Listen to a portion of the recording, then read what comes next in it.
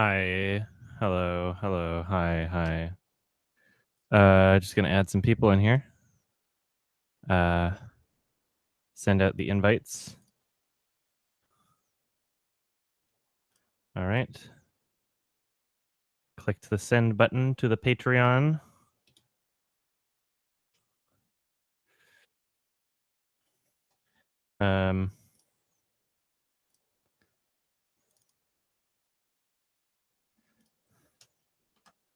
Gonna post it on the wall on the Patreon. Post. How do I make a post? How do I make a post?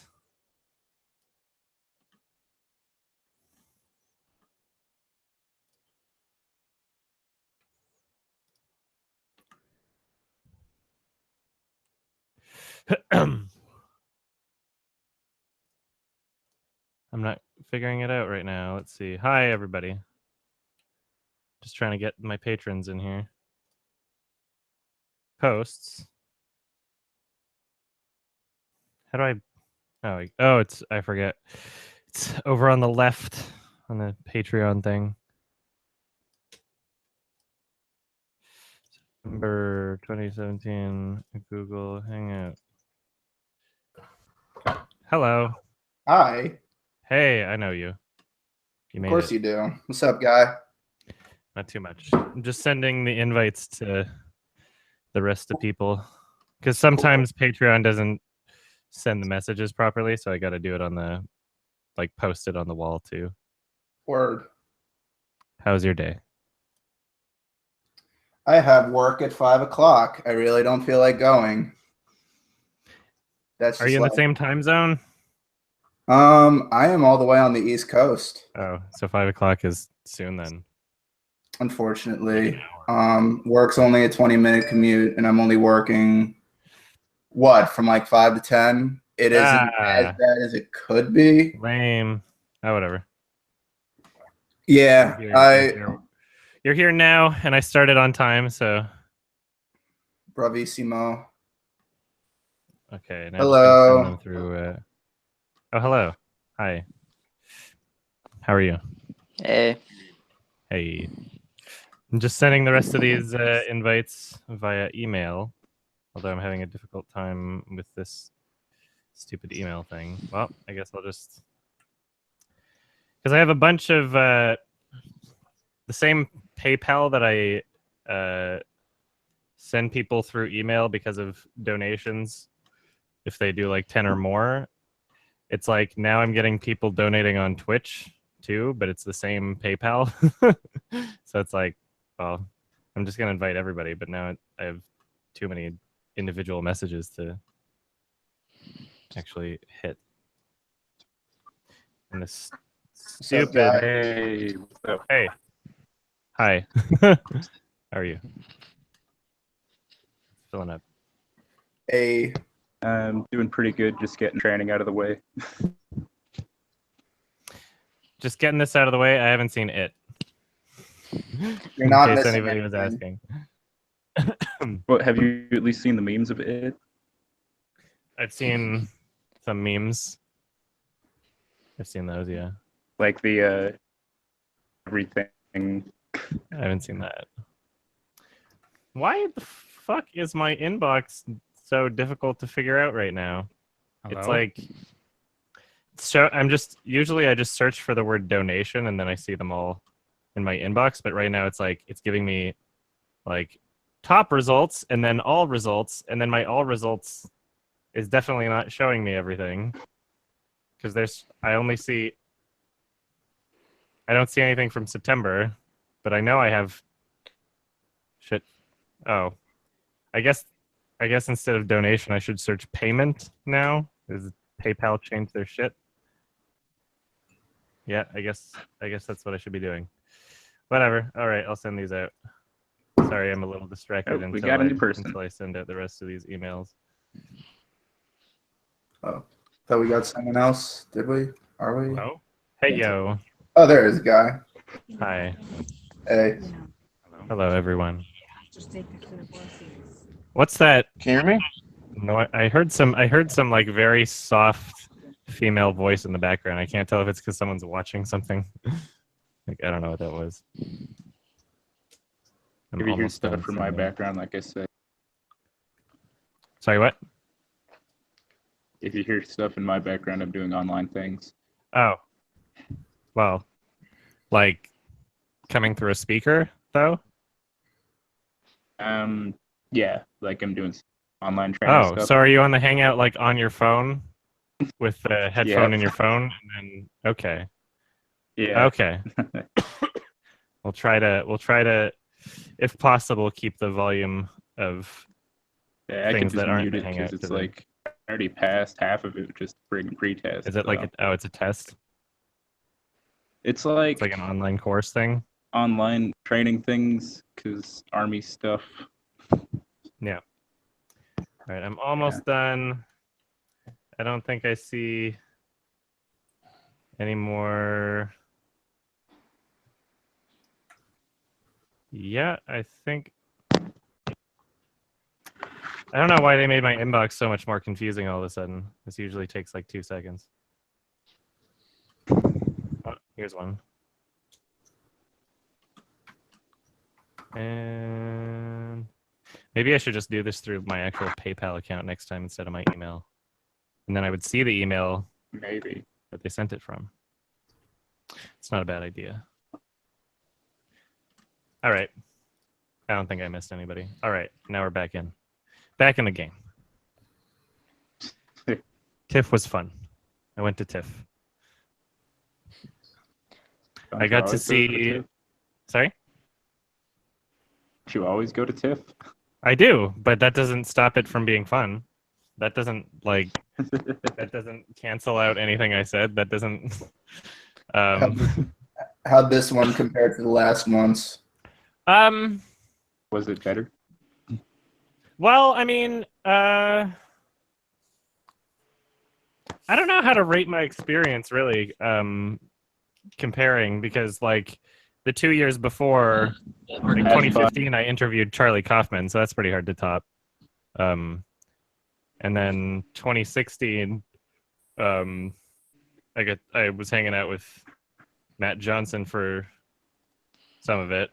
I'm thinking Hey, of Adam. going Hey, to the Yes. Yeah. so this year, I mean, like, I guess I could have. Senpai noticed so me. whatever they What does that sound? We need to stop distracting noises if possible. What was that? Was that from your like test or what? No, it wasn't for me. I muted Yeah, it my was a thing test. because like I can just read it. Okay. Well. But yeah, I guess I could have, you know, requested for some interviews while I was there, but I kind of had a laid back TIFF. I was just like, yeah, I'm just gonna watch some movies, and I brought my new camera and I filmed some cool stuff there, but no one's gonna see it until my music video's out, which is gonna be like next year. So, I mean, that's a plus.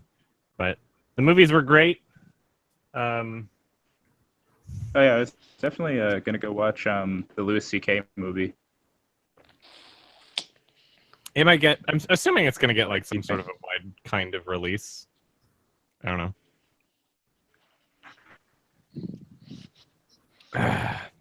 I'm crazy pumped for 3 billboards. Hey Adam, did you hear about the picture that was released for the polarizing opinions about Mother? Yes, and I briefly mentioned that in the video that I posted. But yeah, I mean, like, I don't feel like the movie is substanceless. You know, I really enjoyed it actually, and I don't. The symbolism is not something that really adds or detracts from the film for me personally. Like, the symbolism is not really a part of why I would or wouldn't watch it.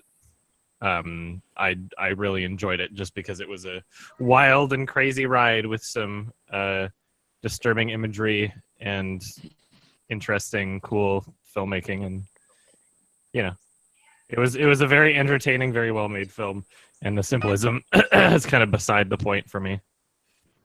Unpopular opinion. I hate Darren Aronofsky. No offense. That's all right. I know some people that do. So you The hate rest- Requiem for a Dream? I love I the have rest seen of it. Requiem for a Dream 4 times in 1 week. I was supposed to write about it. Look, I get it. The You editing saw is it 4 times in 1 week, Yes, and you don't like it.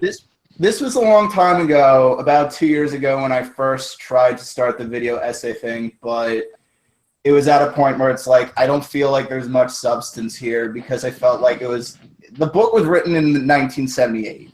It was the start of the war on drugs, and we were 5 years away from just saying no. And the movie was in 2000. So it feels kind of dated even back then. So it kind of reads as like some sort of Ronald Reagan-esque PSA scandal to me. PSA commercial. I disagree. advertisement. I disagree. I don't feel like it was trying to be a PSA. I mean, it was more like I didn't read the source material, and I didn't even know that it was so dated. But I mean, like the point of the film through what Aronofsky was trying to present, if the source material wasn't presenting that already, was like an idea of we all have our vices sort of thing. And it's not like, oh, anti-drug. I mean, like the vice of the mother character. I forget who the actor is, but she's awesome. Ellen Burstyn. Thank you. Ellen Bernstein. I mean, like her vice isn't necessarily like her uppers that she started taking. Her vice is about wanting to fit in the red dress, and it's about vanity and wishing for a time when her husband was still with her, and for her family to be back together, and her kid not to be moved out of the house, and her being all alone. And you know, I don't really think that the overall goal of the film was to be a PSA, so I don't know if I would agree there. It just kind of feels ham-fisted to me. And when you talk about uppers, the part where Jared Leto is talking with his mom, who gives that monologue of wanting to fit in the red dress, that scene is great. That's why she got an Academy Award. Yeah, that was the Oscar scene. When Jared Leto is talking in that hokey New York Coney Island accent, "Yon uppers, ma, I can hear your teeth chattering from all the way over here, for Christ's sake." Like, he did a good job. Like, I enjoyed his performance in that film. He's a decent actor, but he wasn't then. You could see it in the works. Well, he wasn't in Suicide Squad recently. I didn't even see that. I don't watch superhero anymore. It's the Academy Award-winning, Oscar-winning Suicide Squad. Yeah. Then again, the makeup category's never really taken that seriously. What? Okay. Who just talked? Because it sounded like it was coming from the background of whoever just talked, and I'm not sure. Who just said that? There's noises that are happening here, and I'm so confused. It's like there's a constant. I hear like an old Spanish woman talking in the background. I'm not crazy. Who was that? I hear it too. I'll find out someday. It was the Babadook.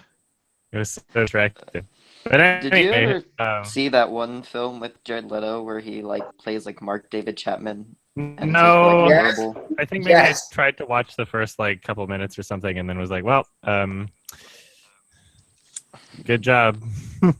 He looks like he doesn't even look like Mark David Chapman. He looks like a fat Bill Hicks. It's like the guy who directed it was his friend or something, if I'm not mistaken, and he just put so much faith in him to make a not shitty movie that he gained like 100 pounds. And nobody paid attention to it. Like nobody saw the movie. And he put himself through that much like physical torment for nothing. I'm sure he Kinda enjoyed funny. eating like donuts and ice cream for a couple months now. Yeah, I think you'd start to feel like shit if your entire goal was to put on weight really quickly, you know? He said that he ate pints of chocolate ice cream, and he would melt chocolate ice cream in the microwave and drink them with olive oil and soy sauce. So disgusting. Yeah. Ugh, why soy sauce? Soy sauce isn't even like that high in calories. Probably Soy just sauce salt. is disgusting anyways. Yeah. The Well, I sodium. mean, yeah, ice cream's good. I don't know. I've been going ham on Rainbow Sherbet lately. On what? Oh, yeah. Yeah, definitely. I So- know you yelled about it for 2 hours, but the Death Note movie fell apart in the first, 10 minutes, and I saw only a half hour of it, and I'm like, well, gotta go rewatch the anime now. Yeah. Yeah, it was Everything is just Special bad. movie. I can't even... very, very special Holy shit. film. He deleted his Twitter I now. watched it being like, it can't be that bad. So wrong. Somebody's asking in the comments, I'm very much looking forward to the Florida Project and Call Me By Your Name, and that's why I'm seeing them at Vancouver Film Fest, because I missed them at Toronto Film Fest, Oh, what is this? unfortunately. Hello. Hello, welcome. No, we have a new... Hi. Hi. How's everybody? Good. We're just playing Paper Mario right now. Oh, shit. Wait, which one? Huh? Which one? All of them. I'm playing Arma IRL. I'm playing paper. I just got this Just link. regular I didn't paper. know I was signed up to this. We were kind of talking about Darren Aronofsky, but not really. And also Death Note, but not really. Oh, are you talking about Mother? Mother? I just saw Mother.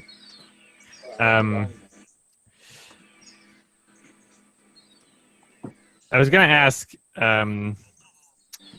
Jawburst. Yes. I'm assuming one of your gripes, if you don't like Darren Aronofsky at all, I'm assuming that one of your gripes with Black Swan is because it's too similar to Perfect Blue. No, it's just that it felt like it was unnecessarily artsy. Like, I don't mean to sound like I mean, it's a film that's. It, I mean, it the whole plot suffers is from- based in the art scene. Yeah, I know, but it's almost like it's too easy. Like, that's kind of what, like, it feels like it was going through what I call the American Beauty art house checklist. Like, we gotta have this in our art movie. shit. Let's have a ballerina. What? Let's have a lot But of you can't dark say colors. A lot of a blacks and ballerina in our movie as though that was something that that was on a checklist when that was the whole setting of the film, right? I don't think know, that's not a but- fair criticism. Like, It's like that. Like you make a movie about the ballerina. Like why? Of course, there would be a ballerina in it. did it have to necessarily be a ballerina, though? I mean, I guess if you want to be romantic and, like, considered artsy, for lack of a better word, then yes. I don't know if I would consider ballerina a trope for an art film in the first place. It typically is. I Ballet mean, is how a type many of art. low-level non-art films do you see where a ballerina and the art of ballet dancing is not a center theme? Or is a center theme? Like low-level, common denominator, crowd-pleasing movies. Like what? Exactly. I can't think of any. Well then. They're all like it's all going to be like artsy. Exactly, I'm wrong. Even Kanye West did this. He included all those ballerinas in the Runaway video, and he was like, I'm on another level, bro. Ballerinas are in shit tons of music videos, that's for sure. If we want to call it a trope for music videos, I can agree with that in some sense. It's a trope. Like that's music videos. People dance in music videos, and a lot of the times they throw in ballerinas, even though it has nothing to do with the genre. That's a trope, kind of. But I don't know if I can agree that that's something that people do for art films. I watch a lot of art films. You know, I don't know if I've seen a lot of ballerinas. Admittedly, you're newer. I'm old school. I watched Citizen Kane and Taxi Driver. I've watched Citizen Kane. I was I'm looking forward to break. Citizen Kane is slightly overrated for one reason. This is true.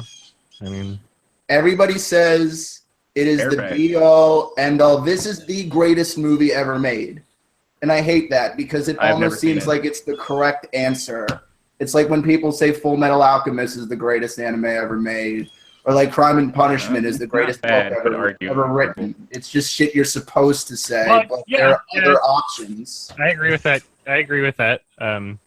That people hold certain works of art onto pedestals, not necessarily to because of their quality, but as sort of little cards that they can pull out of their back pocket, in a sense, which may or may not just have just happened. To be fair, but yeah, I mean, like Citizen Kane, I can understand its cultural relevance and its impact on the industry as a whole.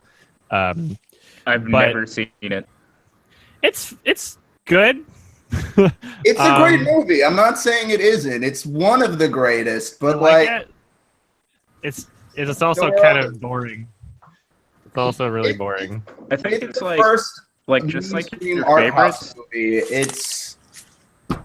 It's a drama that lacks any sort of action, and it's old. Like, of course, same thing with Not Gone with the Wind. just like lacks any sort of action, but it's literally like the goal of the character is the same in every scene in the film, you know. And it feels very, very repetitive and long. Would be my main issue with it, is that it's a very repetitive film. Doesn't Caden from Synecdoche suffer the same fate? He wants to create that play every single scene, and he thinks that he's dying every single scene. I cannot disagree with you more. The film, I mean, if every scene in that film was the same, I wouldn't have 5 parts of a review for it, you know. No, I'm not saying it's all the same. I'm Still just not saying done. Caden's motivation doesn't really change that much. That's fine. I don't agree. I mean, like, there are aspects that are core to his character for sure. You know, there's recurring themes and concepts, but that doesn't necessarily make the film repetitive. My gripe with Citizen Kane is it's literally a guy just going like, I have some questions to ask about this guy, blah blah blah, in every scene, and It's a noir. It felt not just like, oh, the character's goal was the same from the beginning to the end of the film. It was like each scene was very similar in terms of how it affected the plot, which is not much at all. That's the You know, bullshit. I feel like you could have removed some scenes from the middle of the film and no one would notice that anything's missing, sort of thing. You know,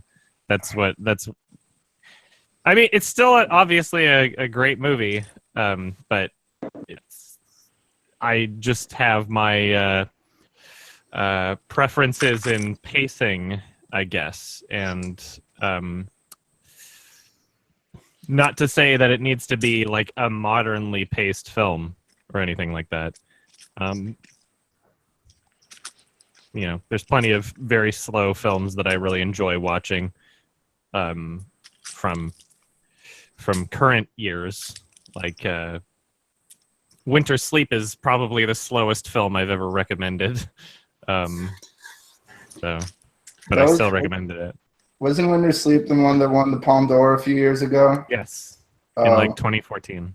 Yeah. What? 3 billboards outside okay. Ebbing, Missouri. Yes, it was great. It was actually legitimately For looking like a silent crazy person. Sorry? Sorry for looking like a silent crazy person. problem. I'm just trying to get this training done. No, that's all right. Like I'm No listening and problem. everything, but it's like, yeah, If you anybody- guys are keeping me from just right now. If anybody wishes to participate in the conversation and ask some questions, please feel free to. How's the American Old Boy review coming? I haven't started that shit. I'm still working on YMS Amusement, but I mean, Oh, I like, can't wait for that. you know, I feel like a lot of the time I come up with an idea. I'm like, I should do this, and it's something I want to do. And like, I want to make YMS Nerve. I want to make YMS The Visit. I want to make Thoughts on Moral Oral. I want to make Walking Dead Season 3. There's a lot of things I want to make, and a lot of things that I plan on making that I want to do that I'm like, this is an idea that I have that I want to do. But it always, it's final like, just the trajectory of time and how things play out and what happens when sometimes messes things up a little and things wind up being postponed. I don't know if I'm going to do that next. I don't know if that's going to be the next project I'm working on or not. But I mean, it's something that's in my radar. It's very likely because whenever I choose my projects, it's kind of like for the sake of balancing something out. Like now that I've done like a really shitty horror movie that nobody was even talking about from a YMS, I kind of probably want my next one to be something that has some sort of like relevancy, like that Old Boy movie, or something else where I'm trying to communicate with people that genuinely liked it instead of just introducing people to something that's objectively bad. So yeah, we'll see. But first things first, I need to finish that movie. You actually like? Sorry? What? I didn't hear what you said. I like it when you do reviews of movies you actually enjoy, because I'm like, oh, cool. Like I might go out and watch that instead of like. Oh yeah, I mean, it's fun laughing at bad movies and all, but. I mean, that's another thing too. Is like, I was just talking about how I decide my next like YMS review project. But also independently of that, I try to space things out of like funny, making fun of shit versus recommendation kind of videos. So after the YMS Amusement, I'm obviously going to finish up my 2015 list, which is way overdue, because I started working on YMS Amusement because I wanted to throw a make fun of something review in between the Synecdoche and the 2015 list, because those are essentially just serious recommendations. So it's like juggling all this shit while I'm trying to make an album and manage a gaming channel at the same time. The album's coming along great, by the way. I'm very excited. How about Southland Tales? Do a YMS on Southland Tales. Why would I do that? I would love that. That would be amazing. No one ever. I haven't seen it yet. I guess that was like a Richard Kelly. Yeah, I know that it has very polarizing responses for it. Like, dude, you gotta watch that. That is fucking next level insane. Can someone please explain to me? Sorry. Finish what you were saying. I was going to change the subject to something else anyway. I had to make like 3 comic books as a prequel to make it make any sense at all, and even with the 3 comics, it makes no fucking sense. It's just such an insane piece of shit, but it's so like ambitious and weird that it's just worth watching. Mm-hmm. I was going to ask. Like, it's a lot of fun, and it's got The Rock in it. It's like, I know that too. I was going to ask. So there was that news that the Darren Aronofsky film Mother is like the 12th movie or something to get an F CinemaScore. What the fuck is a CinemaScore, and how do they get it? Like an audience rating CinemaScore. Like who? Because I mean, if you look on IMDb, it's like 6 point something. Like clearly, it's not considered one of the worst movies of all time from just a general. Like IMDb would be the most popular website you could go to get like an audience perspective sort of thing. And on Metascore, I mean, it's pretty similar, I believe. I know what about the fuck is the CinemaScore CinemaScore, and why does it have an F? Sorry, what? I emailed the cert to myself. I'm just wondering what the hell a CinemaScore is and why it got an F. Because clearly, I mean, it shouldn't be. It's not the worst movie ever made. Like, who decided that rating is what I'm confused about. Because they're acting like it's an audience. But like, which audience members did they? Nobody knows. I thought it would be something that I could just ask and someone would. That's something I would expect you to know. I don't know. I haven't looked into it. Let's look it up right now, I guess. Or the I have no idea. Or the people that review the scoring on like cable, like you see the stars, and like there's like terrible like ratings for like good movies. They gave Killing Them Softly an F. Oh, that's stupid. Okay, Yeah. so what? I'm like, okay, CinemaScore.com. Let's see. This isn't the same thing. You got that one that like makes them feel like they're on fire? No, it's I see articles. Like a theme thing. I see a lot of articles talking about. I was gonna say, I think it's the two gentlemen playing video games. It's just a little distracting to hear. Like, oh, sorry. That's we're just talking about our training stuff. Okay. That's you. If you want to mute my mic. Okay. Well, yeah. If it's not like directly participating in the conversation that we're having in here, then mute. Otherwise, feel free to just unmute whenever you want to add to the conversation. I'm trying to look up how Mother got a CinemaScore F, or how any movie does. Like, I don't understand it still. 19 films total that have received. Did you figure out what a CinemaScore is? I'm trying to. Yeah, that's what I'm trying to figure out right now, and nobody. How relevant the CinemaScore is that not a single person knows how they're derived, or well, that. I mean, I it's like literally there's a can't shit name a ton movie. of articles on it, right? Everybody's like, Yeah. It was on Reddit. But it and was like, did anybody wow, ever Mother's talk about the so CinemaScore like, before? I think it's I don't know why anybody knows what it is. Recognizes it at all. Like Like when a movie gets 0% on Rotten Tomatoes, it's news. But I've never heard of it's got an F CinemaScore before. 0% you hear all the there's time. only 19 movies. I think that's why it's like a clickbaity kind of thing. It's like there's only 19 movies that have ever gotten an F rating, but it's like, who decides that rating? You give it a 10 out of 10. A research firm in Las Vegas, somebody says. I don't know if that's serious.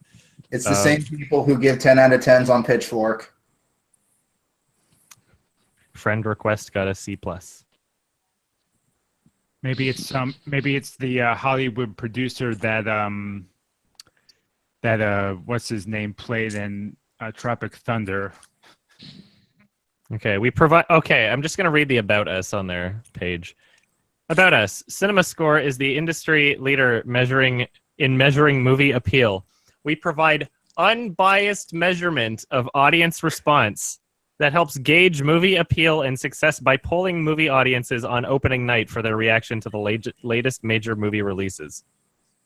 Wait, it's based off opening night? I guess so. In 1978, CinemaScore was born when its founders saw a need for theater audiences to have a public voice for their opinion about movie appeal.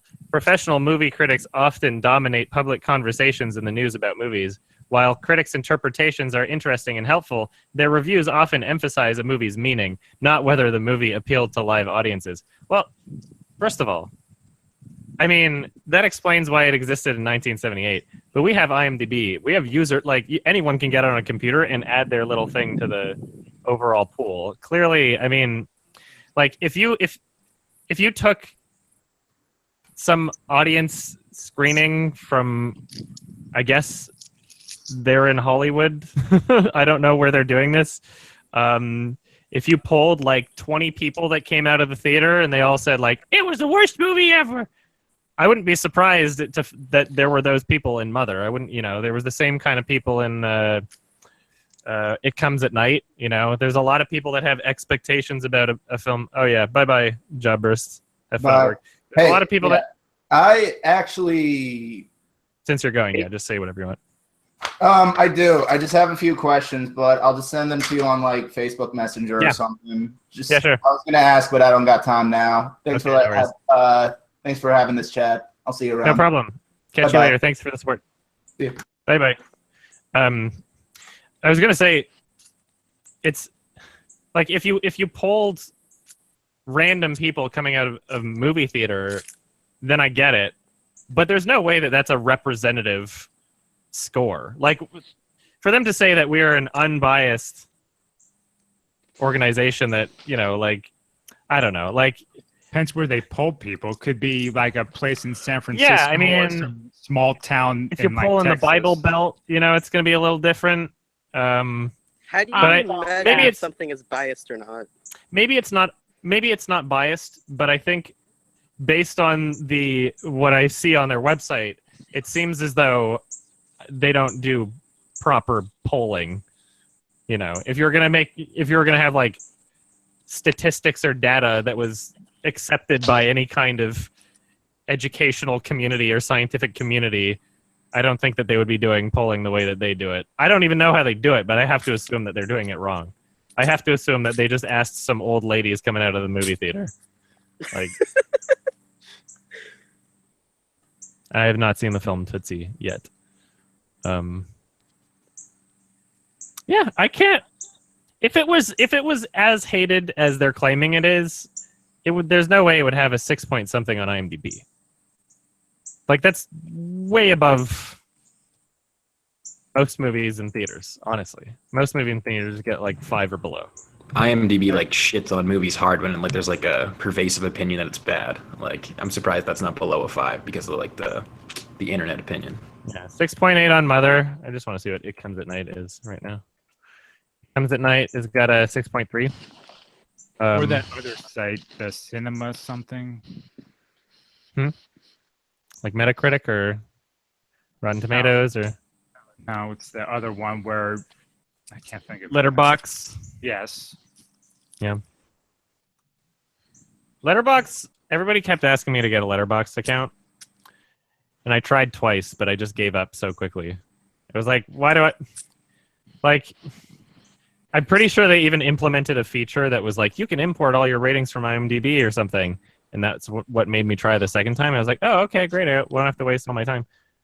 But then it's like, you get on the site and it just seems like one big popularity contest. Like, I just want something that I can like, so I can categorize for my own sake and just, you know, log what I've seen and what I think about a film and have lists and blah, blah, blah. And just manage my movie watching. And that's it. That's all I want. And perhaps to get like an audience perspective on it too. I don't need this to be a popularity contest. I'm not like training to be, you know, some shitty journalist that's trying to up my internet points. And it just seems like that's what a lot of the Letterboxd community is. It's just a lot of people that really, really, really want attention and so get those click-throughs, man. A lot of keyboard warriors that really want their opinions to be validated on films. It's good reads for movies. I don't know. Persuade me. I don't know. I tried. I couldn't get into it either. Yeah. I have not seen Knife in the Water yet. Is that Roman Polanski? Is that a Roman Polanski film? I recognize that title. I don't know what it is. But I haven't seen it yet. I really want just Criterion to do like big, complete director collections. You know, I want them to release a full Hanky Chan collection or like a full Linklater collection or a full, like Tarkovsky or Hitchcock or Kubrick. But I guess that means that they would just have to do licensing, which is a nightmare in of itself. Have you seen have you ever seen any of the courses on Masterclass? I would really like to look at the Hans Zimmer one. Yeah, I would actually really. I think that I could benefit from that because I already know what I'm doing music-wise in terms of writing and knowing what I want, but the biggest issue that I have is like if I'm going to incorporate other people and how I'm going to communicate to them. So I would probably, I don't know, it's like $100 and then I would just be like, oh, here's the programs that he uses to do basically like cool hanging out for a little bit. Scratch. I'm going to go for now. Sure. Have fun. Thank you for dropping by. Thanks for the support. Yep, no problem. Mm-hmm. But yeah, I mean, like, if you're gonna do composition, something that I understand that he does is he essentially makes like he just makes like a scratch track in the computer where he synthesizes each instrument and figures out if it works or not based on the synthesized version before translating that into sheet music and then you know, Actually, getting an composing was orchestra. Sorry? But he has like the best patches in the world for contact and shit. Like his libraries are like it's like fucking 50 grand, I think, to get all his libraries. Yeah, Like probably. it's some insane amount. But I mean, like they're actually recorded like beautifully.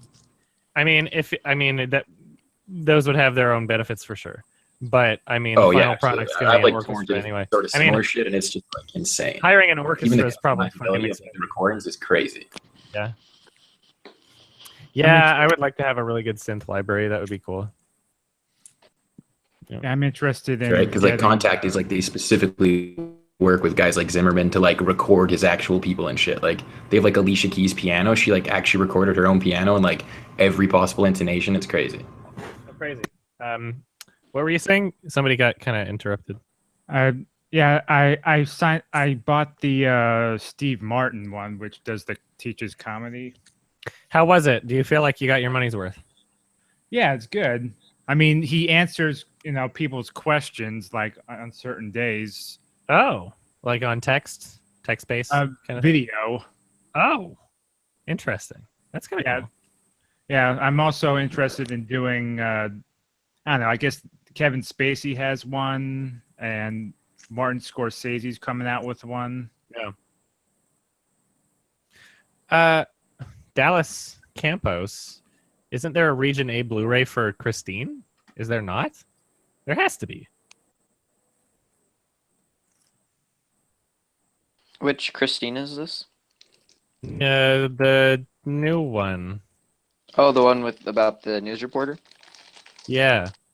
Oh, did you see that one, by the way? Yes, I did, and I feel like the best way to experience the movie is to not know too much going into it. No, yeah, I feel the same way, but I liked it a lot. I enjoyed it. Let's see. Blu-ray.com. Where is the fucking... Why am I seeing this thing for this 2016 film everywhere? Where's the regular Christine? Hello, can anyone hear me? Or sorry, not 2016. I meant 1983. I can hear you. Okay. Sorry about that. I had to take care of some stuff. Oh, no problem. What the fuck is the regular Christine? Maybe this person's right. Hey, Adam, Maybe I have a question for you. Yes. What do you think about Rick and Morty season 3 so far? It has my favorite episode of the series and my least favorite episode of the series. I'm enjoying it overall. What's your least favorite one? Of the series. The one where they go to the relaxation spa and then all of their negative attributes are sucked out of them, but they're like, oh, it's the alternate version of ourselves. And the entire fucking episode is like, the entire premise is just, haha, we're nice people now. And that's it. And they try to do this forced fake kind of like, haha, Morty is so successful now without being a negative person. And it's just like, there's nothing interesting about it. It has nothing to do with the plot of the overarching plot. You literally could have taken this episode and stuck it in season 1 and it wouldn't have made any difference. Like, it has nothing to do with the story. It's literally just filler bullshit. And I was just fucking stupid. I didn't mind. I actually thought that was pretty funny, just because for the sheer hilarious, just Morty being successful. And it's like if, I mean, great if you find it funny. I wish I found it funny, but it's like if you don't find it funny, then it's like, what is it doing, story or writing wise, to be considered good if you don't find it funny? I'm kind of a little surprised you like the. I'm a little surprised you kind of like the Jerry episode, because I know that one's a little divisive. I love the Whirly Durly. The Whirly Durly was so fucking great. Yeah. What was your favorite one? My favorite one, that was for me. Yeah, that's my favorite one. My favorite one so far is still Pickle Rick, but my second favorite has to be Rick Lantis. I can't even say the full title right, but you know what I mean, though. The one that was, they're going to Lantis, but no, we're actually exploring the Citadel of Ricks and how dark and crazy it is. That's cool. Yeah. That was enjoyable. I was really drunk when I watched that one, but yeah, it's a really great season in terms of the overarching plot and how it's being incorporated into each episode for the most part.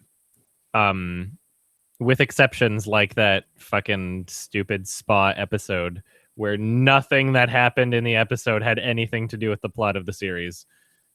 And that was a little, yeah. I mean, it wasn't funny, and it was just so surface level and boring, and nothing about nothing about the episode that made you care for any of the characters, or it was a really frustrating episode. Did you ever listen to his podcast? The Harmon Quest? No, I haven't. No, the Grandma's Virginity. What? I don't even know what that is. Is that Justin Roiland? Yeah. I don't know. No, I haven't. I have no idea what that is, so I haven't It was listened to before. It was before Rick and Morty came out, and it was like when he was struggling. So like it was him and like 2 other people, and it's pretty funny. Mm-hmm. I do have a question for you guys, Ollie. Do you guys watch BoJack Horseman? I have seen some episodes, but I wouldn't consider myself a person who watches it, as in. Yeah, I do watch it. It's great. I've been. I really recommend it because I think it's like one of the greatest television shows I've ever seen. It's a masterpiece. It is. It's just so good. I would call it like it's like a brilliant dark comedy. You know, that's how you know. I mean, in season 4 though, season 4 is amazing. I can't wait for season 5. Is it the best season? I think all of them are really like, this is one of the rare cases when it comes to seasons like where TV shows like they're that like the seasons range in quality, but this like the rare case where all the seasons are equally excellent. Yeah, you kind of need to watch the first season first just to get an idea of the character. But I think the third season is the best for me, at least, because they're all kind of like different topics of like emotional stuff. Like first he's a failure, then he sort of gets what he wants, then he's like looking for love, and then he's like looking through his past. It's sort of like it kind of tackles like different sections of your life, sort of like not necessarily your life, but like almost career stages. I feel like it's like a really for a cartoon. It's for like it's kind of like a dark. It's a dark satire, yet it's also realistic. I don't know if I don't even know if I said that right, but that's just pretty much how I can describe BoJack Horseman. It's like it's a really clever satire, but it's also realistic as well. You know, they're like actually damaged characters too. It's not like it's just really interesting because even like the happy people are really dark, like in a certain way. Like the guy who's the most happy and friendly, like secretly has like really dark issues, like Mr. Peanut Butter.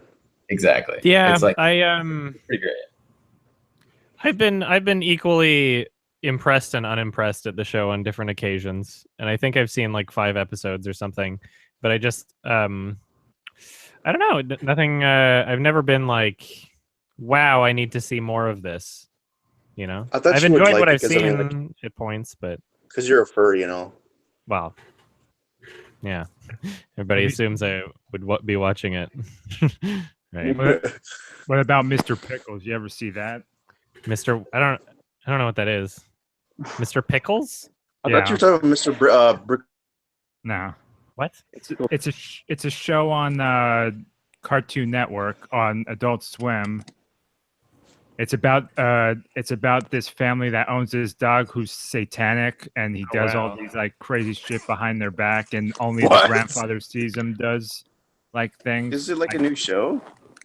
It's been on for at least 2 seasons. It says on Wiki. Yeah, it's pretty dark. It's funny though. All right, I could watch that. I'm gonna check out what IMDb Satanic says. Dogs. Okay, it's funny because when you said Mr. Pickles, all I could think was something about the devil and a dog. I had no idea what that was about, but the devil. There's a show on Netflix called Buddy Thunderstruck that was pretty decent. I watched a bit of it. Oh, did you watch American Vandal? Yeah, I loved it. It was awesome. Yeah, I just finished it today. Has anybody ever watched F for Family? No, I haven't. Yeah. Is it any good? Okay. I've been a little bit curious, but I'm kind of hesitant because it kind of looks really, really terrible. It's if you like Bill Burr, you'll probably like it because it's literally just Bill Burr talking shit to his kids in the 70s. So it's like I do like Bill Burr. I like Bill Burr. Like because it's sort of like that 70s show, but a cartoon with Bill Burr as the dad. Yeah. Oh, okay. It's all right. I know you already talked about this, but I wasn't kind of there. I want to bring up the CinemaScore stuff about Mother getting an F. I think the movie. Okay, this is what I think. I think it's a decent movie. It's a great thriller. I like how I think the directing is excellent. Like Aronofsky puts you in the mind of Lawrence. I know people are very split on her performance. People say, "Oh, she's so wooden and like it's all in her face." I'm like, I thought she played the role as exactly how she should have. Well, really can't see how she was supposed to play it. I mean, it was pretty realistic. I'm using air quotes here. Yeah. But I just thought I was just so sucked into. I just felt like every feeling that the character was feeling. And I just thought it was an immersive thriller, and I mean the symbolism and all that stuff. I thought that was really just boring and tried. Didn't care for it, but I just was so sucked into the experience of her feelings and stuff. So that's what I got out of it. And the acting was great though. I agree with you, and I think I briefly mentioned this in the video that I made. I think part of the reason why there's criticism on Jennifer Lawrence, not just because like people hate her now because she's done some obnoxious things here and there, but because she didn't really put on a character in her performance, and she's such a huge actor at this point that it's a little difficult to separate her from the character. It's like if you put like Owen Wilson in that fucking stupid No Escape movie, it's just Owen Wilson. Like Where is Owen Wilson, by the way? You don't see the character, you see the actor, and I think that's something that's going to continue happening with Jennifer Lawrence unless she actually performs a different accent. And you know what? She did play a character for the most part. She was more like reserved and like timid and quiet than a lot of her roles. I don't think she did a bad job at all. It's not one of her best performances, but it's a good one though. There was nothing really wrong with her performance. No, I thought the best actor in the movie was Javier Bardem though. But then again, that's a given because he's a fucking thespian at this point. I would like to recommend a show to everybody called Xavier Renegade Angel. Frutada. What's it called? Xavier Renegade Angel from the creators of Wonder Chosen. What is it, like an anime or something? It's computer animated. It's 2 seasons. It's already canceled. It's from like 2007, 9, 10. I don't know, somewhere around there. Why did you cancel? Because it was literally too smart and fast paced for anybody to understand that there were jokes happening at all. I'm not even kidding. I think this is something that I could also make a video on. I don't know when it'll happen again, but it's like this is something that I'm opinionated on. It's literally the entire show is just wordplay, where everything is said in such a quick and deadpan manner from the main character that's narrating essentially the whole show and the dialogue between the characters, and everything's just so ridiculous and stupid, but they play it off in a very deadpan, like this is how things work in this universe kind of way. But because everything's so quick and all the there's no laugh track, there's no easy cue or pause to understand that there's a joke, but there's jokes happening like every half a second, and it's just they're so quick that it's almost as if there are no jokes. That sounds really interesting. It's very nuts. I would suggest looking up some clips on YouTube. It's Xavier fucking hilarious, honestly. What's the name of it?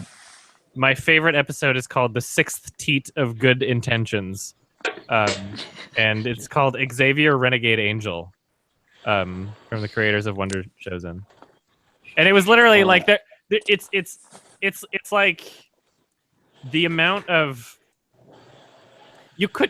I'm surprised it even got 2 seasons. Like, it's not something that you can market to a mainstream audience very easily. It's like the death grips of like a comedy show on Adult Swim. Not in terms of tone, but like you have to accept what it is, sort of thing. And I couldn't show my parents this show; they wouldn't understand what's happening. Like, it's so nuts and fast and crazy that it's like you have to be listening to the words that are being said to understand that there are jokes happening, and you have to it's a show that you can watch like 10 times and get new jokes every time, sort of thing. It's really strange. Oh, it kind of reminds me of Hot Fuzz in that way, where there's like so many jokes like thrown at you that you can only grasp like probably like a few of them. As the film goes on. That's why it came to my head. Because there's like so many jokes in that movie, and it's worth like so many rewatches to catch them all. It is the most like fast-paced wordplay out of any show I've ever seen. It's like the entire show is just wordplay and puns and deadpan, and you don't even a person could watch the show and not even know that jokes were being made. It's very crazy. I would love it. Comedy like that where you don't know I would recommend that to people. What was the name of the show again? Xavier, Renegade, Angel. Xavier, Renegade, Angel. Sort of looks like Reboot. Yeah, it's like very shitty computer animation, and the main character has backwards knees and a snake hand. What? That's crazy. It's so good. Please, everybody, watch it. I just googled it. I swear. Okay, I swear this is the last time I ever bring up Mother, but I work at a theater, and the thing I was looking forward to the most, since I saw the movie on Thursday night. I was looking forward to how people's reaction were going to be, because when I saw, I'm like, wow, I like this movie, but a day later when I was working, and I was since I'm an usher, I have to clean out the theaters. I wanted to see what people's reaction were, and it was very, very divisive. There was some small people who liked it, and there was this one guy that he's like he really, really hated it. He's like, I just want to grab the producer and everybody who was involved and just choke the shit out of them. Wow. When I'm serious. It was crazy.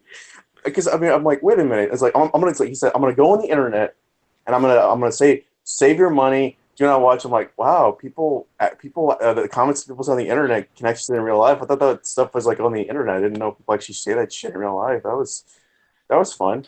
When I went to the movie too, I was also excited to see the audience's reaction, but the audience's reaction was nothing because there's no one else in the theater. Yeah, It's really bombed. I'm not surprised, but the question is, why was this marketed as a mainstream movie? This is a movie that's not Jennifer mainstream. Lawrence is in it. You're begging for mainstream audience to show up. Begging for mainstream audiences to set foot in the theaters if you cast Jennifer Lawrence in the lead. I mean, Good Time started Robert Pattinson, and he's a pretty popular actor. So Robert Pattinson's been doing nothing but indie films since Twilight. Twilight, yeah. He's not like a Jennifer Lawrence is like a exclusively mainstream audience celebrity. She's like the second most highest paid actress. Yeah. But she didn't make as much money as Christian Bale in that one movie. Oh no. Oh, American Hustle? She started some shit about like the gender gap for that movie. Oh, okay. It's just like I don't know. It's bullshit because I'm like, bitch, you're rich. Okay, you get paid so much money. Like, apologies if this is getting political. I can stop this at any time. I just feel like if it's a job like acting, if it's a job where each performance requires something different from each person and people have different screen time, then you can't really claim that it's the same job just because it's like my title is actor. Like you have people have different needs in different mediums. So to make that claim and that comparison is, I feel, a little unjustified. Some roles are harder than others. Pissing at her for it. It's like I agree, but obviously, people should get paid for doing the same job, regardless of race, gender, sex, whatever. But I don't think that playing different characters for different amounts of screen time, doing different things, is the same job. I think that's stupid. Probably the funniest thing, we all know that Belle's a method actor, is like he had to fatten up for the role. I'm like, I wonder how that process went. Okay, the director going to him, okay, Belle, for your character, he's fat, so just eat a bunch of Cheetos and eat a bunch of snacks and have fun. Okay, that's your method acting right there. Yeah. And that's the best method acting. Get fat and eat a bunch of Cheetos. Yeah, life is good. Yeah, I mean, and they get paid for it. Quite honestly, if I was a filmmaker in the industry and someone like Jennifer Lawrence or who's the chick from Amy Adams. Robin Wright. She did that too. But yeah, there's been a couple like popping up here and there, like making a big stink and going immediately to the press, and like instead of talking to the studio or the director, but going immediately to the press and saying like, look at how sexist this director is, or look at how sexist this production company is. If I was a director in the industry, as soon as I notice a person doing that, I'm like, okay, I'd never want to work with you. Like, I have a question. Why would I include you in my film if you're just gonna slander people like that? Like that's just a big like, okay, have fun, you do your thing, I will keep at a distance, and I'm not really interested in hiring you if you're gonna do that shit. Like, I want to touch up on something about like, I know this has been like I know summer 2017 was considered, I think, the worst summer since 2006 for film. For film. Like people like to ask the question, why is this happening? And you have people saying, oh, it's the politics. Yeah, it is. Oh. Yeah, because a lot of movies were bombing left and right. And I mean, there were some that made. There were some that were like surprise hits, like Baby Driver, but that survived because of word of mouth. Because it was a good movie. The Hollywood trajectory has shifted from summer to winter, though. Like we're not the top releases of the year are now focused in Christmas releases. Star Wars. And that was a shift that took place sometime after Avatar. It's slowly gravitating towards Christmas instead of summer, because more people are going to see movies in Christmas, because it's like, oh, we're with family, what do we do? Oh, I have a gift card that I got from thing. Also, there's snow everywhere, we can't be outside. And so just more people are doing it in Christmas. And like the top 2 highest grossing films ever made of all time were Christmas releases. Obviously, they're paying attention. And so I don't know if I could, saying it's the worst summer doesn't really reflect the overall year in the box office. And I think that might just, correct me if I'm wrong, but I feel like that's just, cherry picking information, not accusing you of doing it, but whatever source that you might be getting this from. Well, no, I mean, like it was like a lot of sources. Like there was like saying, because like the box office. There's a lot of sources for a lot of shit that's not true on a lot of websites. And a lot of cherry-picked information. I follow box office numbers and stuff because I'm like a numbers guy. So I'm like, wow, this is not good. But and then there's this whole thing about blame Rotten Tomatoes for people not seeing our movies. I'm like, well, stop making shitty movies and people will see your goddamn movies. That's too. I mean, did anybody stop making crap like Baywatch and The Mummy and go to your goddamn movie. Jesus. Did anybody hear about the major study that the EU commissioned to determine whether or not piracy was having a negative impact on the film industry? And they paid like $600,000 or euros or some shit for this study. And then when the study came back and they said there's no evidence to support that piracy has any negative effects on the film industry, they suppressed and just forgot to release the study. And so now everybody's getting pissed, like, okay, like you didn't get the results you wanted. Like, thanks, Nixon, fuck. Yeah. I have a question. Yeah. And piracy, that's hurting people not wanting to see shitty movies. What's your question? Oh, no, I was just wondering if you could hear me, because I just turned... Okay. My microphone was being a piece of shit. Oh, no worries. Okay. But that wasn't your question, was it? That was my question. I thought you literally... Okay. I'm sorry. Oh, whatever. Was that rude? I was like, when someone says, I have a question, I assume... Well, I mean, technically... If we're gonna be fair, you did ask a question. I'm sorry. I'm wrong. Yeah, I mean, there's no real evidence that piracy negatively impacts the film industry, unless you're talking about very specific cases like perhaps The Hurt Locker, but the issue is more of a service issue than a piracy issue, because The Hurt Locker, I don't even like The Hurt Locker.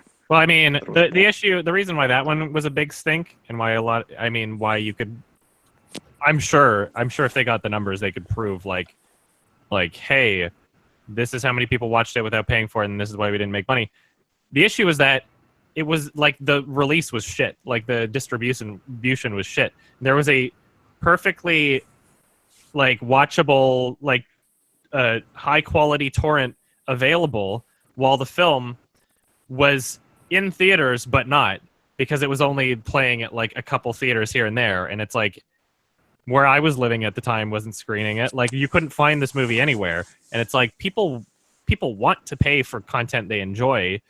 People would like to be paying for content they enjoy, you know? Like I wish I had every TV show available for me to watch in Canada. You know, can't even find like the Canadian iTunes has like seasons 1 through 3 of Check It Out with Steve Brule, not season 4. Why not? Why don't I have season 4? Why don't you let me pay for your product? And I mean, if we're gonna talk about like the fact that people will genuinely want to be funding things that they enjoy, I mean, you guys are proof of it. The fact that I'm doing this for a living and you're supporting me. So I mean, like it's a stupid argument to say that like piracy is a, you know, theft issue when in reality it's a service issue. And Gabe Newell's been saying this since like 2005. So wait, I think Gabe Newell, you're talking about Half-Life Gabe Newell? I'm confused. Which Gabe Newell? Yeah, you're Gabe talking Newell. about. He said that like Gabe 2005, like piracy is a service issue, not a. Still waiting for Half-Life 3. Yeah, well, rest in peace. Never gonna get it. I would love it. I would love for them to release it and have it be HTC Vive exclusive. That would be so funny. I mean, as for long-awaited releases with a lot of hype, I mean, we're getting Incredibles 2, so Half-Life 3 can happen. I hope. No, it's not going to happen. Well, like he's too smart to let that happen. I mean, there's no way you won't disappoint every one of your fans. Like, there's just no way it could ever live up to that hype. The memes are too strong. It's way smarter to just let people keep fucking open. I'm maybe an atheist, but I always pray for Half-Life 3. Yeah. And I'm serious. I would like that. I would love a Half-Life 3. Just, you know, I don't give a shit about the game. I just want to like have a published. Can you imagine at E3 when Gabe Newell just comes up stage like for like next year and he says, like he and us Half-Life 3, the audience would go crazy. Well, everybody's heads would yeah, explode. I just want like a game from Valve that continues where that massive cliffhanger left off and just wrap it up in some way, or have some sort of thing that implies this is the end of the game and we're not having a cliffhanger here. Like that's such a that would be like if, you know, at the end of Matrix Reloaded they just didn't make a third movie. Like what the hell, you know? Like clearly the cut to credits. Sorry? I wish Matrix Reloaded was a pile of garbage. I hated it so much.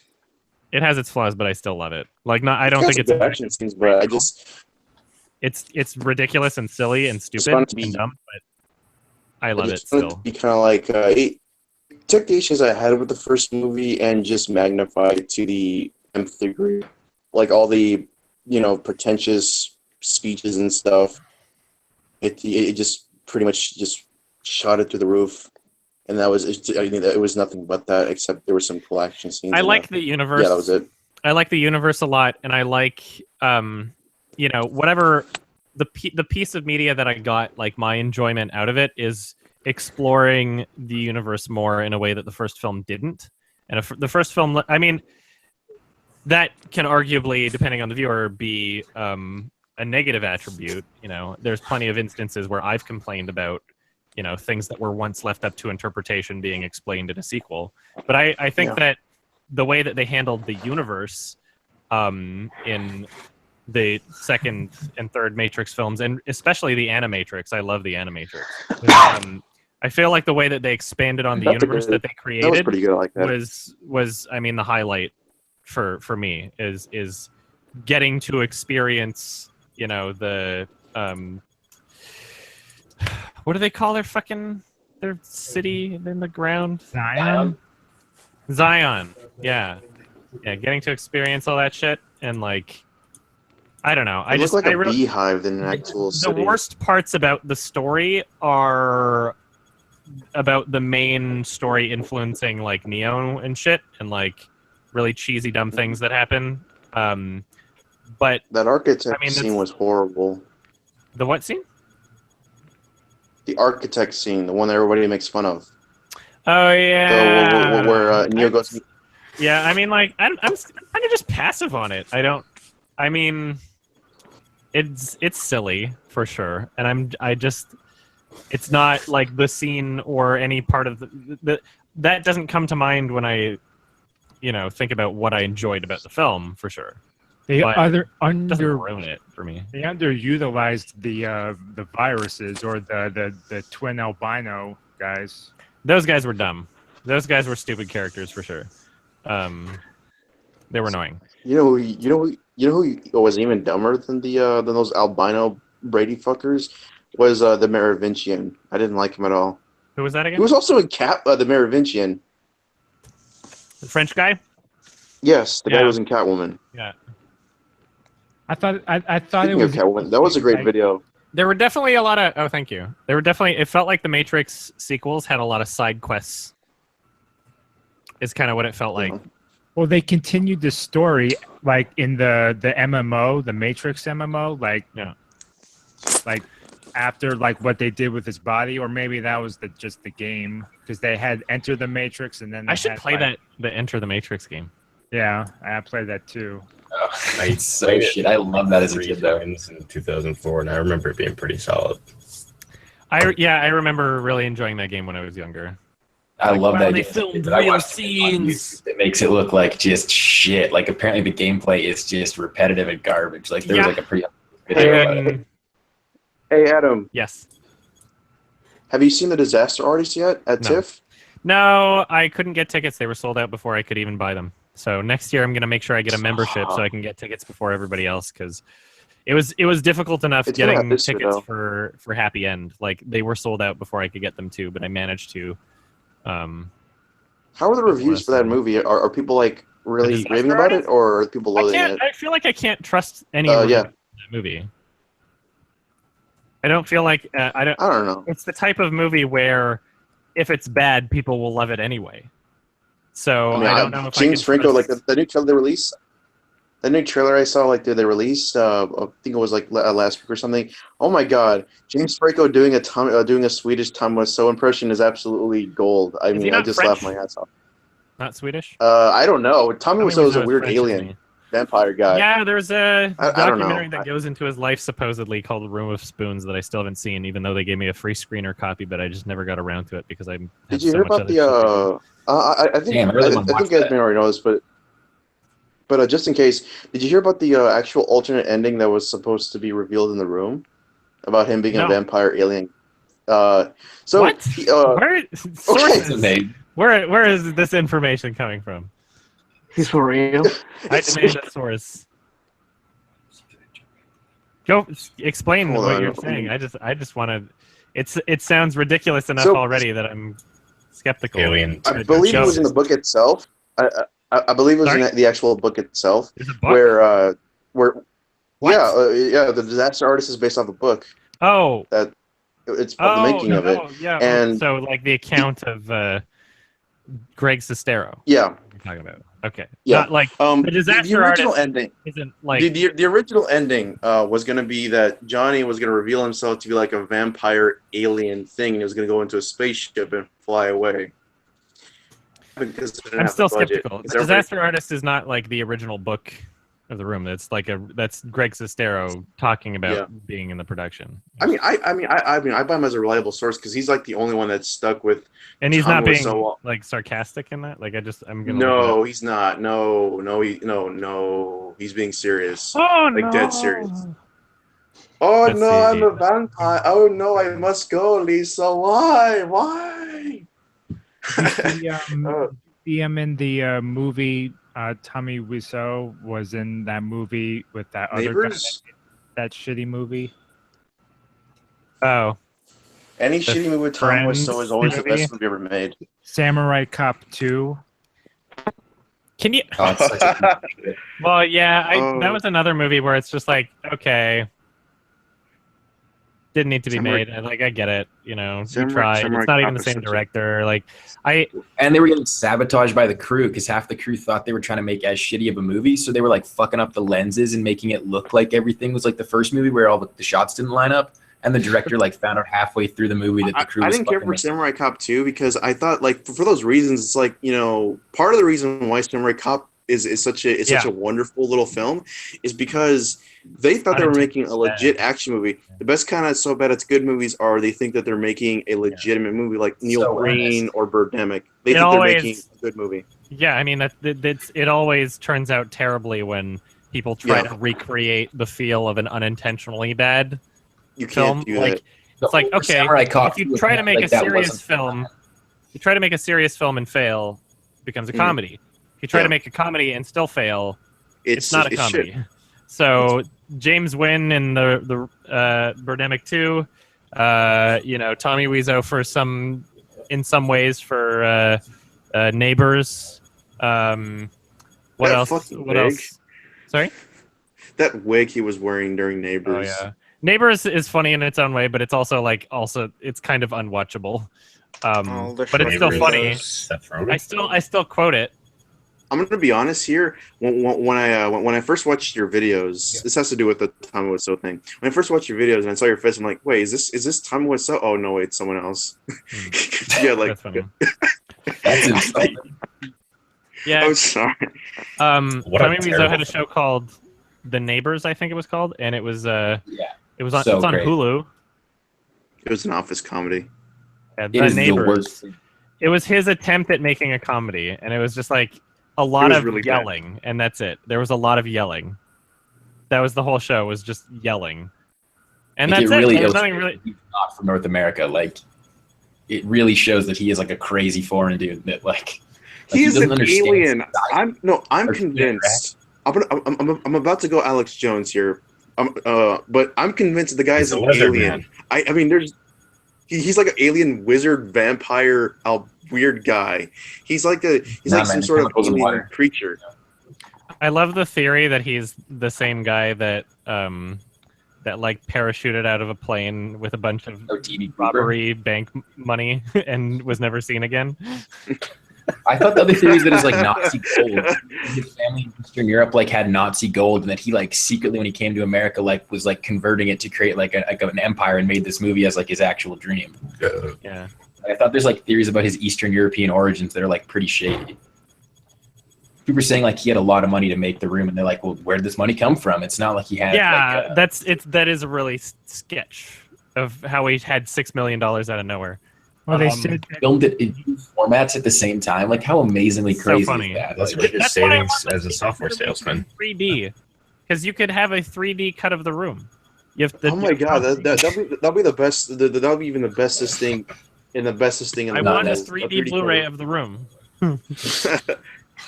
We'll get to see. Finally, a reason to buy a 3D. You know, like I was just gonna say, like finally in 3D, you get to see Johnny belly fuck his girlfriend. You get to watch that amazing football scene in 4K, 3D. That's got to be just known. They just toss it, and it's like, gonna be legit, bro. I can actually feel the football every time it's being thrown. I can actually catch it. Yeah, they're definitely throwing around a football in the theater when I saw it at the Rio. I heard that he funded the movie by selling counterfeit leather jackets. I don't know where counterfeit came from. Apparently, I know he sold jackets for sure.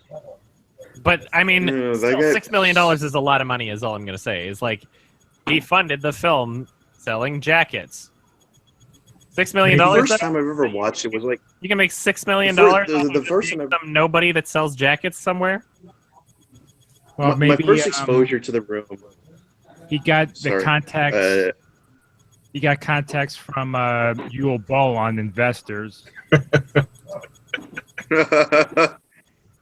What were you saying? Your first exposure to The Room? I was going to bring up that.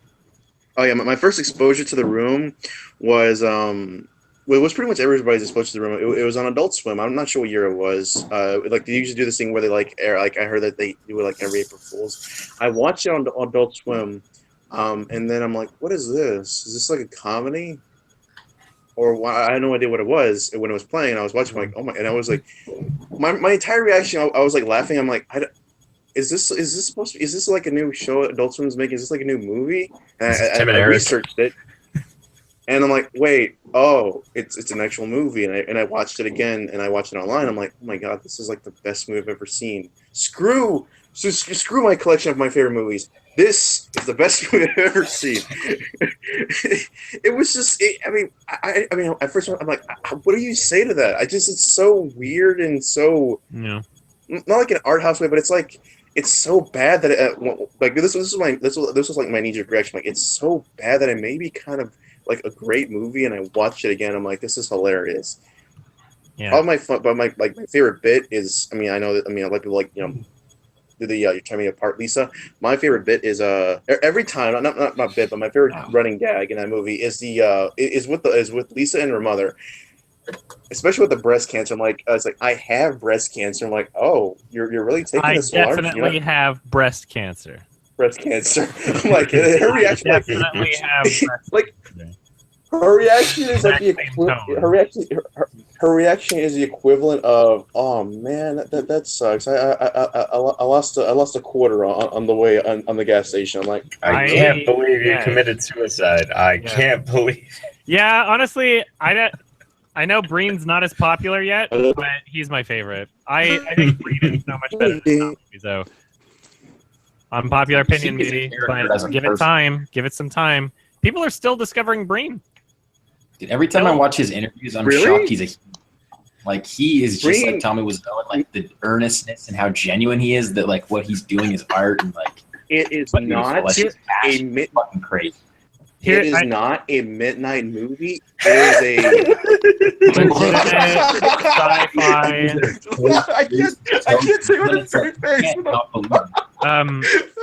Something I've mentioned this before, but one of the best film, in my opinion, is I Am Here Now, because he's basically Space God in that movie. Oh my god! Well, that's also the case with Pass Through. I was gonna say, I've mentioned this before, but one of the things I Am Here Now is like it's a Dark Knight. It's the Empire Strikes Back of that trilogy. It's the best thing he's ever made. It's so bad. It's a brilliant work of art. Oh my god, that mask he's wearing. He's just got like DDR RAM taped to his forearm. That whole reaction, like, hey, that is not right, and then just cut, like, he just like has this awkward look, like, and then I'm like, what is it? And like, I remember Adam was there for that at Las Vegas. Wow. And I remember your review. You edited your reaction. That was so brilliant. I love that, man.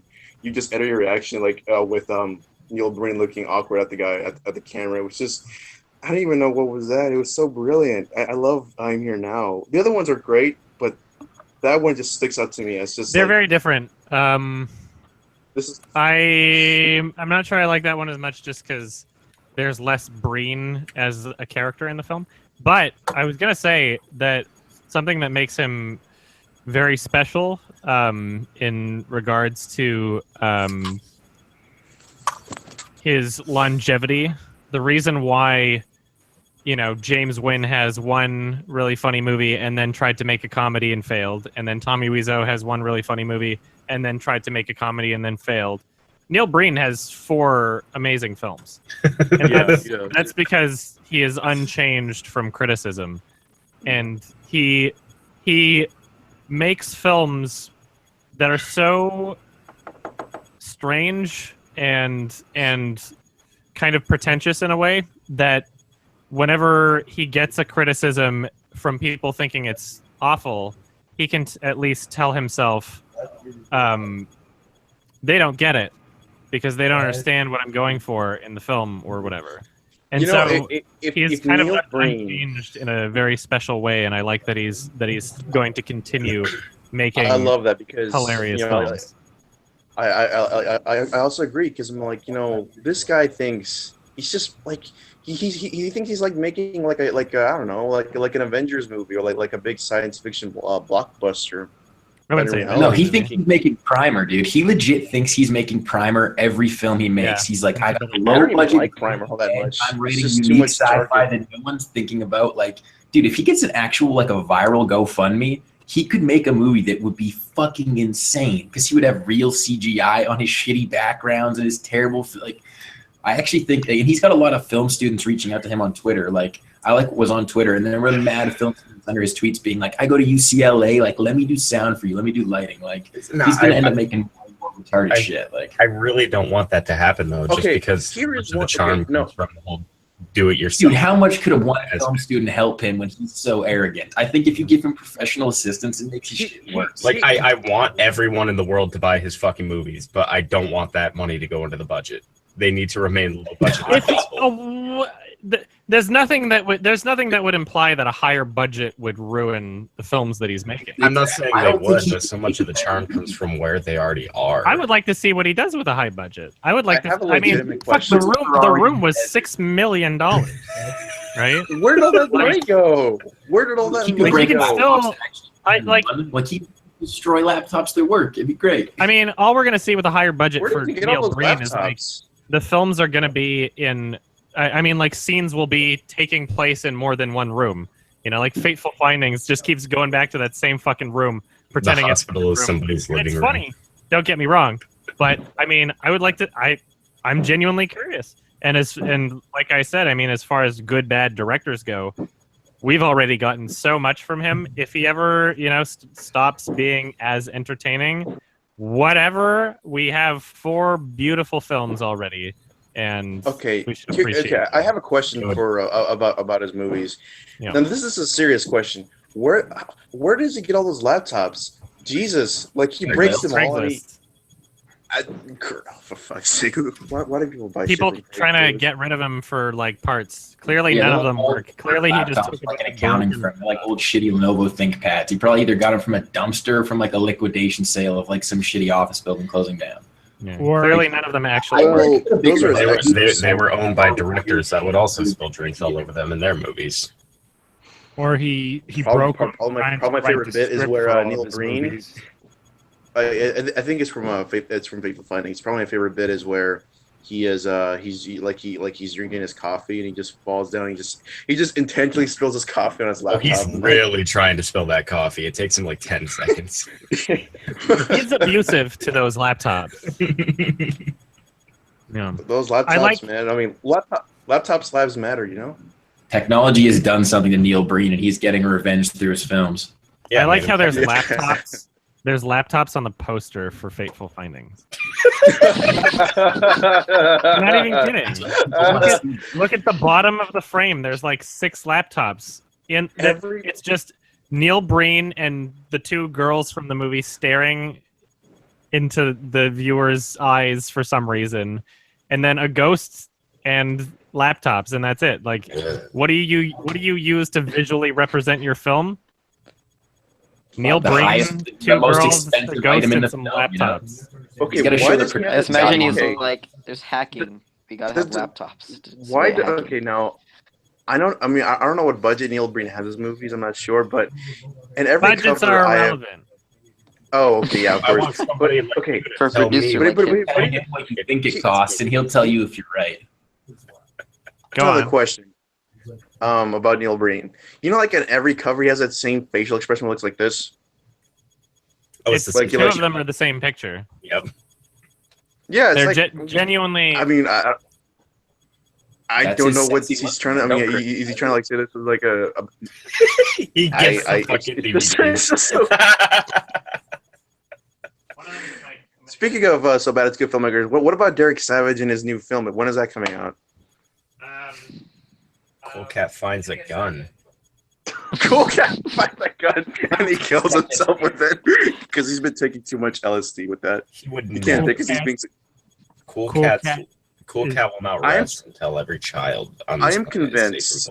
I'm convinced that that Cool Cat is not. It is more or less a giant acid dream in the mind of the guy wearing a mask. I know Adam's theory, it's a funny theory, but my theory is like, it's just a giant drug trip. It's a huge fever dream, and Derek Savage kidnapped the guy, put him on his costume because he wouldn't agree to do his movie. So he induced a bunch of drugs and had him to do all this stuff and sell his script, So that's my theory. These are legitimately the same photo. Oh my fucking God. These are legitimately the same photo. I mean, you really got to give props to whoever is performing as Cool Cat, though. He's so fucking animated. He puts so much energy into his He's the real hero of the series. Yeah. This isn't like this is Daddy Derek's passion project, and this man is probably not getting paid very much. In Cool Cat Saves the Kids, remember that little bit where like he was sitting outside of Derek Savage's house? Derek Savage is in LA. Child. and then he's sitting with that one chick who looks like a knockoff of Dora the Explorer, and he starts like out of nowhere jerking off. What? I never understood. I tried to decipher its meaning. I don't get what it's supposed to be. Was it like a He's supposed to be scratching? I don't know what that was. It's like Daddy Derek doesn't like. It's interpretive imagery. His own belly and then kicking his leg, which is something that I guess a dog would do, but Daddy Derek, I guess it doesn't own an animal because he's a very lonely man. So I don't know. Was he a porn star at one point? He posed for Playgirl magazine. He needs to make a sequel. Cool Cat. So he was a porn star then. Well, I mean, they were shirtless photos, but I don't know if it was like nudity. I don't know if I would say porn star, but Playgirl magazine is definitely like. Are you saying I can't find Daddy Derek's dick on the internet? You'll have to find out for yourself. Rule 34, man. I got some research to do, I guess. Safety for women, for women and men at the bottom of his. Cool Cat finds his sexuality. The Cool Cat actor turns out to be Derek Savage's illegitimate child. I actually thought that it was Cat Derek. finds his, most of the scenes, Cool Cat's just facing the camera. Daddy Derek doesn't strike me as a pedo. He more or less strikes me as that weird creeper filmmaker guy than an actual pedo. I don't think he's a pedophile. I think he's just very socially unaware of how things might be interpreted. He's an oblivious, confused old man who doesn't understand how things work. Especially copyright. Yeah. NAF protection. He just freaking he does a series of moves where he's about to shake the camera bed. He just does this like Jesus, are you gonna kill your audience or your cameraman? It's just so great, and he shows off his like little ID. He's like all smiley, and in his picture, it looks like a mugshot, like he got it out of prison or something. He was just like. There's a bit of a conflict of interest with somebody trying to make a gun safety video, but also trying to look really cool and like dual wield, and like that's literally what he did. What I take away from that from that little video is that he's just compensating for something he doesn't have. That's what I see. He's just compensating. Well, I mean, it could be a few things. It could be that he has a small dick, or that he's just really lonely, or that he once had a wife. We don't know. This is getting into like TMZ level of speculation. This is like tabloid kind of like Derek grocery store right now. It's Derek Savage. Criticisms. Fine. I think that's a really wild conclusion or speculation to take it to game. Like he's crazy enough to freaking do a weird combo knife move, and I don't even know what it's supposed to be. And then he has that. Oh man, that video is so hilarious. I mean, he just doesn't. He really wants to be looked at as though he's super cool. He really wants to be looked at as though he's. But he was on the news, wasn't he? Sorry? If I'm correct, wasn't he interviewed like on a major news, or it was like a local news, or I'm not sure what it was. Where's about his books? There's something promoting the books. Hey, Mark, I'm really enjoying you being here, and I appreciate the support. But I'm going to mention this right now. There have been at least Mark? 4 or 5. Well, the Mark that's been there's 2 Marks here. There's one person with screen name Mark here. There's been a few times where, and it's happening again right now. There's been a few times where you've kind of interrupted in ways where it seems like you don't, you're not aware that a person's trying to finish their sentence. And I'm not trying to make this awkward, but I mean, like, just try to be aware of it going into it, because it feels like you're kind of like dominating or interrupting or getting. This is supposed to be like a group conversation kind of thing, and I mean, like, if other people don't have as many things to say, that's all fine. But it feels like there's been a lot of interrupting going on. Sorry, I didn't. That's all right. I mean, like, it's fine. I'm just making sure you know from here on out, because I mean, it would be worse if nobody said anything. Okay. I forget what I was gonna say, but I was saying something about Daddy Derek. Yeah, but I think you were bringing up the fact about his books or something. I was just I think what I wanted to say was, like, it's he really desperately wants to be looked at in a way where he can feel as though he's like the savior of people, where he's like, I am this positive role model and I'm doing all these great things for kids, when in reality he's giving very terrible advice, which is, I mean, see what it says. Oh yeah, like, yeah, open text messages from strangers, and like, here, watch me dart across the road, even though I said to look both ways, like in the same breath.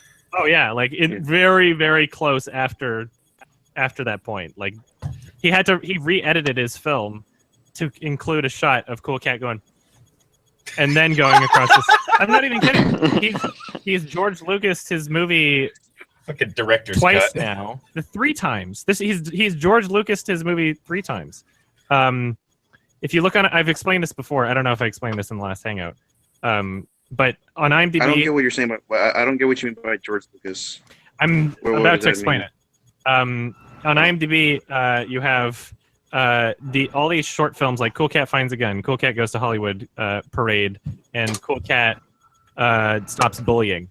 And then you have Cool Cat Saves the Kids. Now, these short films are literally just scenes from the movie. So what he had done was he had filmed these like little short PSAs, and in a way, since they're only short PSAs, he managed to get Eric Estrada and Vivica A. Fox in them, because it's like, oh yeah, sure, anti-bullying, like, yeah, just a little fucking web video or whatever this is supposed to be. And then he took those scenes and then said, I'm just going to construct them into a film, and like basically just cut corners and try to tie them together into a narrative plot, and that's why it fails so bad. And that's why, the scene before Eric Estrada and Vivica A. Fox cameo, it's immediately a scene of Daddy Derek explaining why him and Mama Cat aren't going to be in the next scene, and that's all the previous scene serves as a purpose. That was once. So basically he transformed his films into something else completely differently. Then, after my review, he re-edited the film and included him doing before he crosses the street. And I forget what other minor changes are made, but there's like minor changes here or there. Doesn't fix some of the overwhelmingly glaring flaws, though, in the film, like as a whole, but whatever. And now, his new Kickstarter campaign, you were asking about this earlier, about his new film. It's not a new film. It's literally just him, George Lucasing the same film again. Really? Are you serious? Yeah. His promise in the Kickstarter campaign is not, I'm making a new film. It's, I'm adding some more celebrity cameos and a new song to the existing film. It's like, so this is DLC now for Cool Cat. the 3rd time that he's just recycled the same footage over and over, and his entire career as like a director is literally just using the same footage over and over and over again and adding little bits and pieces to it. And it's so funny. But I wish he would make a new movie. I wish, if he wasn't as much of a dick to people, and if that whole copyright thing never happened, he would probably have a lot more support financially. People would be donating to him. Like, that's a comment that I saw all the time, was people just literally saying, like, you know what, I would have donated to you, but you were a dick, sorry. And it's like, I want a Cool Cat sequel. I want Cool Cat Goes to Space. So he did a Twitter poll that I wasn't allowed to participate in because he blocked me on 2 of my accounts. But he did a Twitter poll for what his next film should be for Cool Cat. And he has this idea, like, if he throws in these extra scenes into the Cool Cat movie, then maybe Netflix will want it. and he's like, he has these really naive hopes and aspirations for where he can take the whole franchise based on the success, the theoretical success of these new clips that he's putting into the film. And so he did a Twitter poll, and the options were for the next film, a cool cat film that that talks about autism. Not even kidding. Not even kidding. The other one. Thanks for opening up that one. Like autism awareness cool cat film.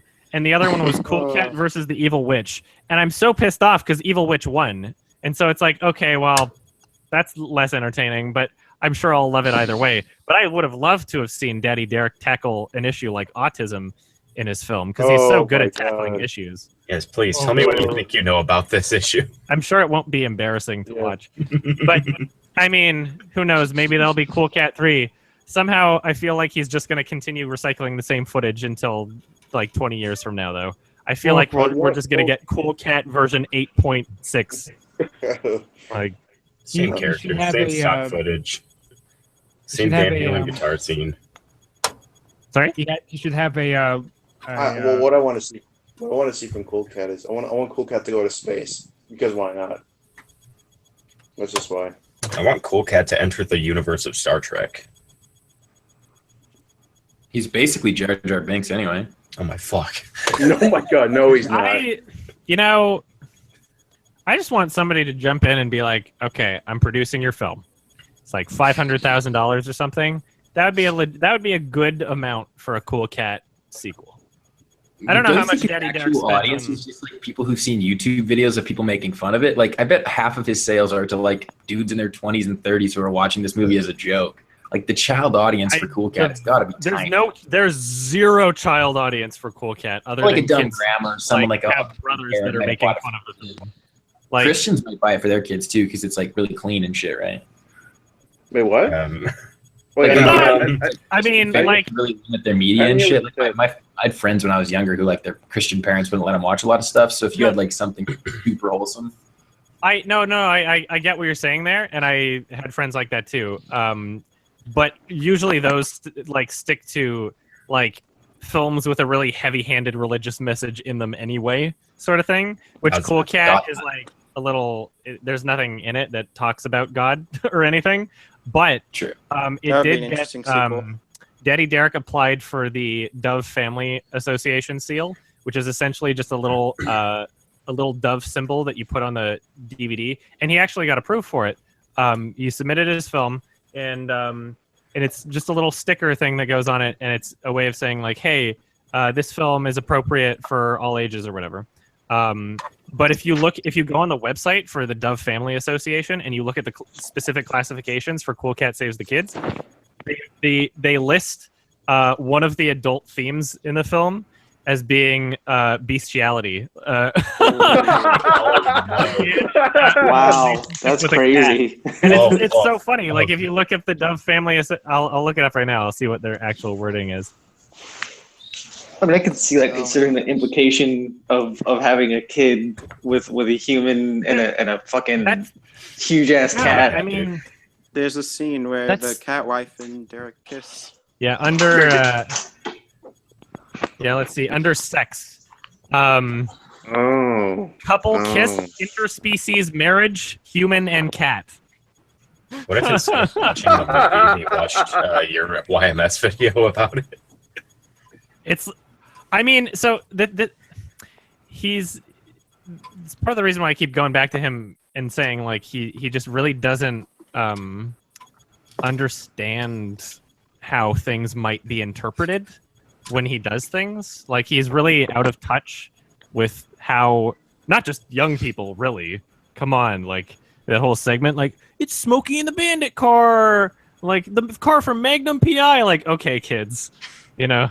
Not is he out of touch with children, but he's out of touch with, like, any, like, an audience member, any audience member, to the point where, like, he doesn't understand how weird it is to be putting himself into the film, have the main character call him daddy the entire movie, and for him to like make out and nuzzle and like have romantic gestures with this like this cat mom with huge lipstick, and like he legitimately does not understand. He's a very confused and unobservant and naive. He's got the tism. He expects his audience to see the exact same thing he saw when he was making it. Yeah. Those are the vibes we're getting. There are things that he does where he's got a very like childlike outlook of how things could be interpreted. Like one of the things that he changed after my review was he took down the Playboy photos that he advertised on the official Cool Cat website. Because I'm just thinking, you're claiming, like your claim here is that you're making content for children, and you have your website that's the official Cool Cat website for children, and it's going, Daddy Derek was also in Playgirl magazine with you shirtless in like the 80s, like showing off your fucking abs. I'm just like, what the fuck? It shouldn't take a person to say, don't you think that's inappropriate for him to understand that? But that's just how. He's trying to get MILFs, bro. I mean, you're not trying to pick up MILFs, Adam. You don't know what it's like to post your shirtless pics online. He's getting all the MILF numbers. I can relate to a guy who's trying to get some MILF action, so whatever. Exactly. There were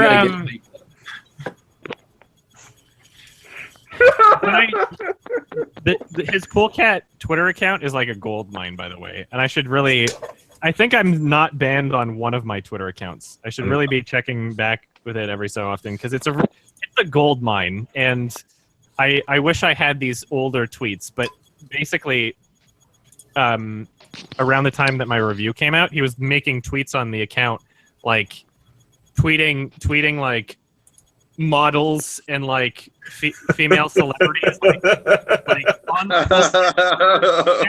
saying like, hey girls, don't you know my daddy Derek is single and stuff, and like linking to his my god. I don't understand how inappropriate any of this is. What about the cat wife?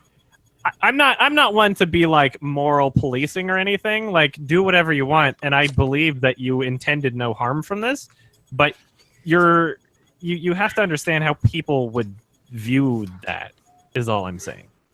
It's like, for your own sake, if you want to be taken seriously and you want to be making content that's for kids, then maybe you should be doing things a little bit differently and not having wildly not child-friendly things showing up all over your product for children. And really. does he not realize that doing that will like just bring in the crazy? Like that's just gonna attract the weirdest people, and everyone else is just gonna stay very, very far away. This is why I'm convinced that there are no genuine, actual fans of Cool Cat Saves the Kids. Like, there's no 6 or 7-year-olds that are watching it. Like, any person he knows in his life that was like, oh yeah, sure, I bought a copy and gave it to my kid, they're just fucking with him. Like, they're just saying that to be nice. And there's no kid that actually watches it. But what's crazy about it, and what really adds to what I was saying about like how unobservant and naive he is there's been a lot of people over the course of, especially after my review came out, that were essentially just like taking the piss out of him and pretending to like the movie in a non-ironic way and tweeting him, and someone would be like, hey, I made Cool Cat fan art, and it would be this really shitty MS Paint. But Daddy Derek would respond, and the way that he responds, you can tell that he thinks that like the person on the Twitter account is like a 6-year-old kid or something, when in reality it's just some 20-year-old who made shitty MS Paint. But he's created this like this fiction in his head where he thinks that like there's actual children watching this in a genuine way, and he's lost his grip on reality. He's like Gail Cord Schuler, just without the new cocky. On the end of a perma trip. I'm not too sure. Cool Cat is that. Sorry, I was just gonna say, like, I would love to see him continue making things, especially Cool Cat related. The gun safety video was not as good as Cool Cat for sure. It was pretty funny though. Concerning would be the word I would use to describe it. Concerning. I still want the autism movie though. Hey, like Cool Cat tackles autism. Like I know somebody has autism and Tackles I want to see it. tackle He just tackles, not the He tackles a kid with autism. Physical I would love environment of the autism. title. Forget Cool Sesame Cat. Street's autism thing. Cool. Daddy Derek is where you need to go to so your kids can understand autism. Not Sesame Street. No, Daddy Derek. I would love for the title to be Cool Cat Stops Autism.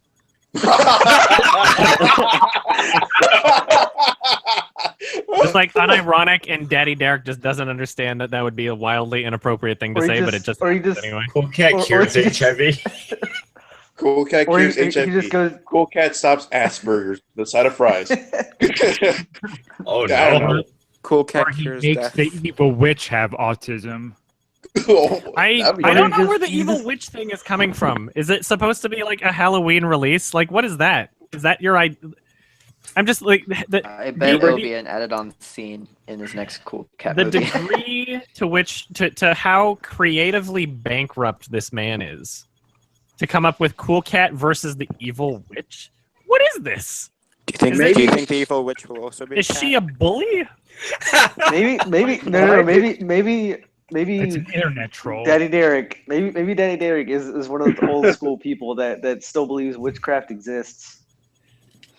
You know, that's actually a really good point. I kind of wanted to get into this. Like, Yeah, going back to the I whole was fucking, gonna say that, yeah, like, Smokey and the Bear, and this is the fucking kid from Knight Rider. Like, these are things that he probably liked when he was a kid, so yeah.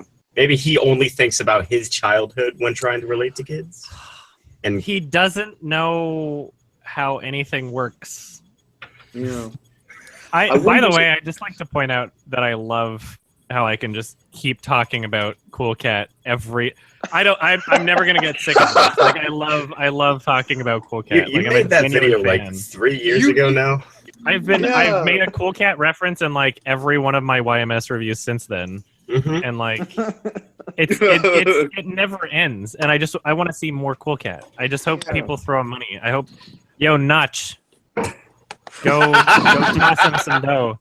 I wish Notch was following me on Twitter. Maybe I could convince him. But my favorite little this is my favorite thing in Cool Cat ever. It's very small, but it's brilliant. It's when Cool Cat's on the phone and he puts on the phone. He's having a hard time putting the phone back in the phone. Yeah.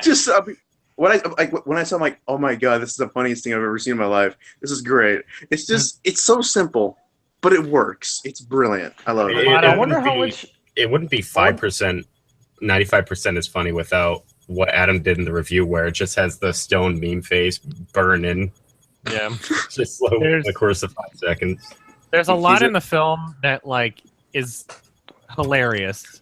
That if you're not paying attention, you could miss. And that phone thing is like that's why I did the explicit zoom into the like the difficulty he was having, and like the guy in the background who just nopes the fuck out and goes back home. My favorite character.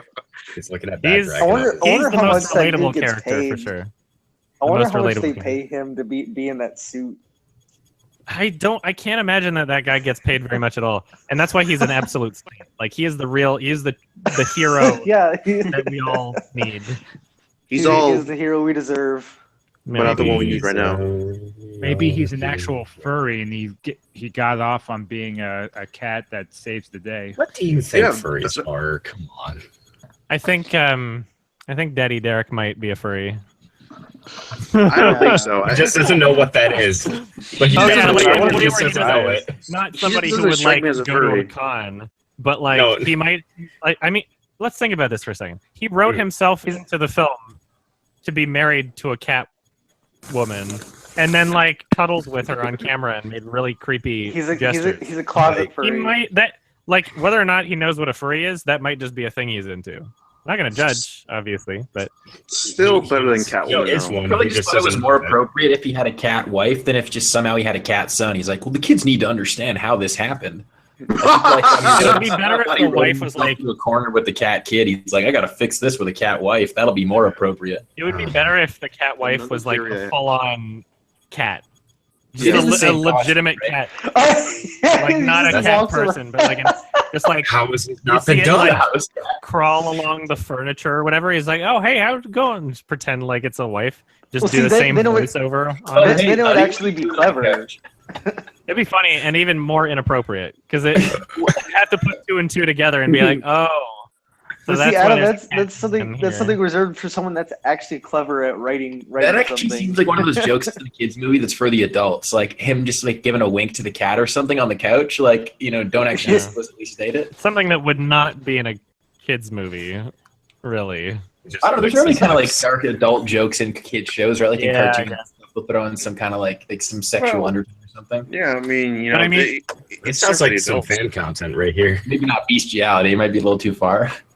Yeah, full-on cat is a little pushing it to be in a kids film to imply a sexual relationship between a man and a legit cat. This guy just needs some pussy, man. Yeah. hey, she's a better Catwoman than Halle Berry will ever be. So this is true. Oh. Yeah.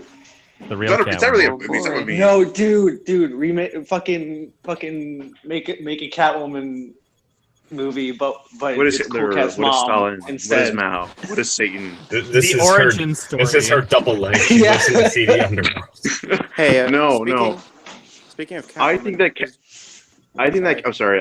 I just want to say one last thing about Cat. I think that cat lady is that cat that burped in her face in the movie, and she just like mutated into like some ooze or something, and then she just found Daddy Derek, and they had a kid. So, well, the cat was a different color. Bad cannon, right there. Well, like I said, like mutation, like she turns orange.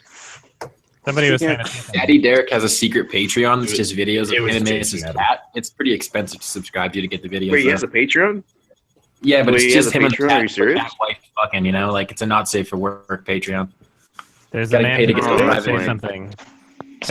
Everybody be quiet for the person who was trying to talk like 30 seconds ago, but I noticed being interrupted. Yeah, speaking of Catwoman, is there going to be another new full-length movie commentary? Yes, but I'm trying to work it out in terms of the who I want in the commentary and when it's going to be recorded and shit. It'd be great. So. I mean, it doesn't matter. Even if it's that commentary was gold. Can you say what movie it's going to be? We're thinking maybe Lady in the Water. That is boring. Jesus, that's unbearable to sit through. I know people find that funny, but I can't. It's just unbearable to sit through because it's not entertaining. That's my first intro. Hence, like a commentary and not watching the actual film. The Happening is more. The Happening feels like more commentary worthy, but that's just me. Well, Lady in the Water sounds pretty good. You can also it really. Do you like hot dogs? You can't judge a commentary before it happened, really. But sorry, I'm sorry. It's just I don't know. It's when I think of Lady in the Water, I just think of like Shyamalan just being a big crybaby. That's all I see. It's like Shyamalan's being a big crybaby. No, he's the chosen one. I refuse to see any of his movies ever again. When that movie came out, I just brought out reviews. A lot of my family genuinely thought it was good. I think they were having some buyer's remorse. I'm not sure. There were definitely mixed reviews for that film. My mother really likes that movie. Yeah, I know. There's definitely people that say they like it. My dad liked The Happening too, but I think he's just remembering the movie wrong because he likes Mark Wahlberg. So I don't know. No. I'll see you later. Peace out. Thank you for joining. Thank you for your patronage. Appreciate you. You gotta take an interest in science, you know. You're not gonna have that pretty face forever. Very strange film. Yeah, I don't know. I feel like I would rather do I wouldn't want to do a commentary on The Happening because it would literally just be reacting to the movie and the movie being the entertaining part of the commentary. Whereas Lady in the Water, there's enough where the commentary can still be the point of entertainment along with the film, but not in a way where it's literally just, I don't want to make something where I might as well just be Jinx in the corner, If anybody knows who that is. A good candidate. Yeah, it is. It could work. It could not work. Who knows? I might do something else, but when you give that argument, I'm actually convinced that it's going to be a great commentary. It could be. I don't know. It hasn't. It doesn't exist I have a yet. question. It's about your thumbnail. The one that everybody that big mad face. Is that like how did you did you like stretch out your face, or did you actually No, I just photobombed. The image is like I guess it's stretched out a little bit just to, I don't know why, just to make it the right size or whatever. But YouTube's minimum file size. Yeah. And yeah, I photobombed and I make an angry face. Your eyes actually looks kind of wonky in that picture. Is that like something you do on purpose? Can you do that face? I've got a legitimate scowl. The whole picture that isn't cropped out is also pretty great. I think I saw it on ED once. Wow. This side goes further down than the other. You look a lot darker in that picture. Sorry? No, in that thumbnail, I don't know if it's just me, but you look, you look a lot darker than you actually do. Maybe like a little bit more. My skin complexion? Yeah, it wasn't as nearly as got a little bit of a tan. I think that might just be the light in the picture. This is also a very bright room here. Like I've got white light. I don't know. I can't really explain that. I feel like I've always been a white boy. So. Well, you are from Canada, so I mean, I don't know. Yeah. Is that racist? I don't know if that's racist. He has like 10% frost resistance. Have you ever played Skyrim? Yeah. No, I played Skyrim. I think the game is good. I just don't like. I think the combat is absolutely terrible, but the world building and the exploration is absolutely great, though. The role playing is good, but the combat and sucks. The mods are great. It's like Fallout without guns. Yeah. Yeah. Forget about Fallout. Doom is the best Bethesda game ever made. They're gonna be transferring Skyrim to the Switch, which will be interesting. They're gonna continue porting Skyrim until the heat death of the fucking universe. I swear to God. Yeah. It is the last thing they will ever make. Honestly, I really think like the Switch is the future of video game consoles because I don't think it is. Hear me out. PCs are becoming cheaper and cheaper to build, and yes, and easier to build. Now, consoles are starting to dip in sales as well as some other games, and and people are kind of becoming tired of buying new consoles every few years or whatever. Now, what if they made like this little Steam thing where you could download your PC games onto it and then play it on the go? Like people would fucking lose their fucking minds. Like that'd be fucking awesome. That sounds kind of like what Nvidia wants to do with the Shield. Sorry. Yeah, go ahead. But if you had like a quick blurb to add, go for it. Because I was going to add some stuff, but I was kind of going to go on a little bit of a rant about it. So rant. Like, yeah, one second. I just think the Switch is a really good system so far. Like I've had it only a few days, but so far it runs pretty smoothly. It plays Breath of the Wild just fine. Little few dips here and there. And if they were able to make a system that's more powerful and still has the same technology, I don't see the problem. I don't see how people couldn't adopt it. It's really good. It's really convenient. So what's been happening is technology and games as a medium and processing power in computers have been growing at an exponential rate. And so the amount of cost and resources to be able to get higher quality performance out of any given game or system, it's getting easier and easier to do every year. and the key thing to keep in mind would be exponential. So console lifespans have, for the most part, traditionally been about one new console generation every 6 years. If I'm not mistaken, it's been about 6 years for each console generation. And what's unfortunately, well, you could say unfortunately, I would maybe phrase it as inevitably, what's inevitably happened is now we're at a point where the technology is moving so fast that for a console generation to last 6 years would be to kill its market. And we've already seen this with both Microsoft and Sony releasing new consoles but pretending they're not new consoles. So the PS4 Pro and the Xbox One S and the Scorpio or One X or whatever.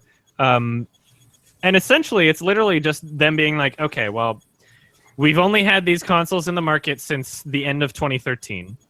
But already they're outdated as shit. They're outdated as shit in terms of like what a PC can do. And, you know, if especially with YouTubers and, you know, everybody showing off how great their game looks online and being able to see like, hey, wait, why do I only get like 720/30 or whatever, you know, when it's fucking 2017? How come I don't have like 1080/60 or 4K/60 or some shit? And so yeah, the consoles as a market are now having to scramble to figure out how to stay relevant aside from exclusive titles. So now you see the Xbox One and Microsoft being like, okay, wait, let's try to integrate this with Windows 10 so that we're essentially just making it a PC, but not, you know, like consoles are now struggling to have to figure out like, okay, well, how do we make it so that we have control over our market and we're a competitor and we have exclusive titles, but compete with PCs at the same time? And it's gonna be harder and harder for them to do. And I quite honestly believe, like, if we're counting the whole Xbox One PS4 thing as a single generation, worst fucking console generation ever of all time. Worst consoles ever. When they pretended to like upgrade shit and took all these features away, like you can't, your PS3 is no longer a media center, you know, like you can't. That pisses me off so much. No more backwards compatibility, except for Xbox One, who learned their mistakes, I guess, because nobody was buying their console. But no, and another thing is that I have the PS4 Pro. No fucking difference between the PS4 Pro and PS4. Like maybe a slight increase in processing power, a little bit, not very much. So to me, if consoles want to stay relevant, instead of trying to be like PCs, make them compatible with PCs and make them to where you can bring them on the go. That's what they're inevitably doing, and I mean, so the Nintendo Switch or whatever, not a bad idea. It's like the halfway point between handheld and console. Yeah, and that's the thing. They've always struggled with their handhelds. Like Sony's always struggled with their handhelds, but Nintendo always dominated the market. And so Nintendo was like, you know what? Might as well make a portable console.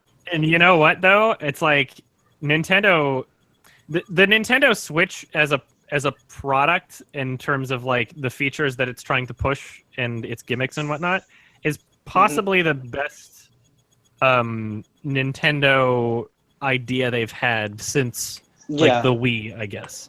Like the Wii, it was just garbage.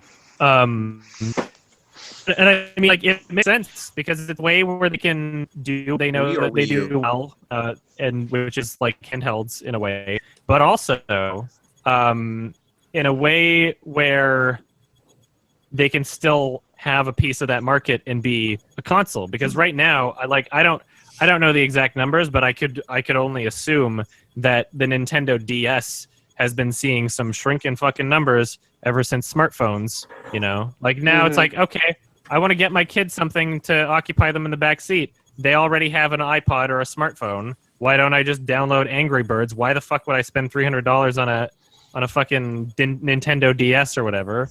You know, like they're losing their purpose. Yeah, and handheld console entirely. I really think that Sony and Microsoft should go towards the handheld console market because it'd be a good, you know, the dying market sort of pairing. Well, yeah, it is a dying market, but the state sort of thing. But But to stay relevant, I think they should have it to where they go handheld, because it's very convenient, and people, bored, and they want to play their awesome PC games.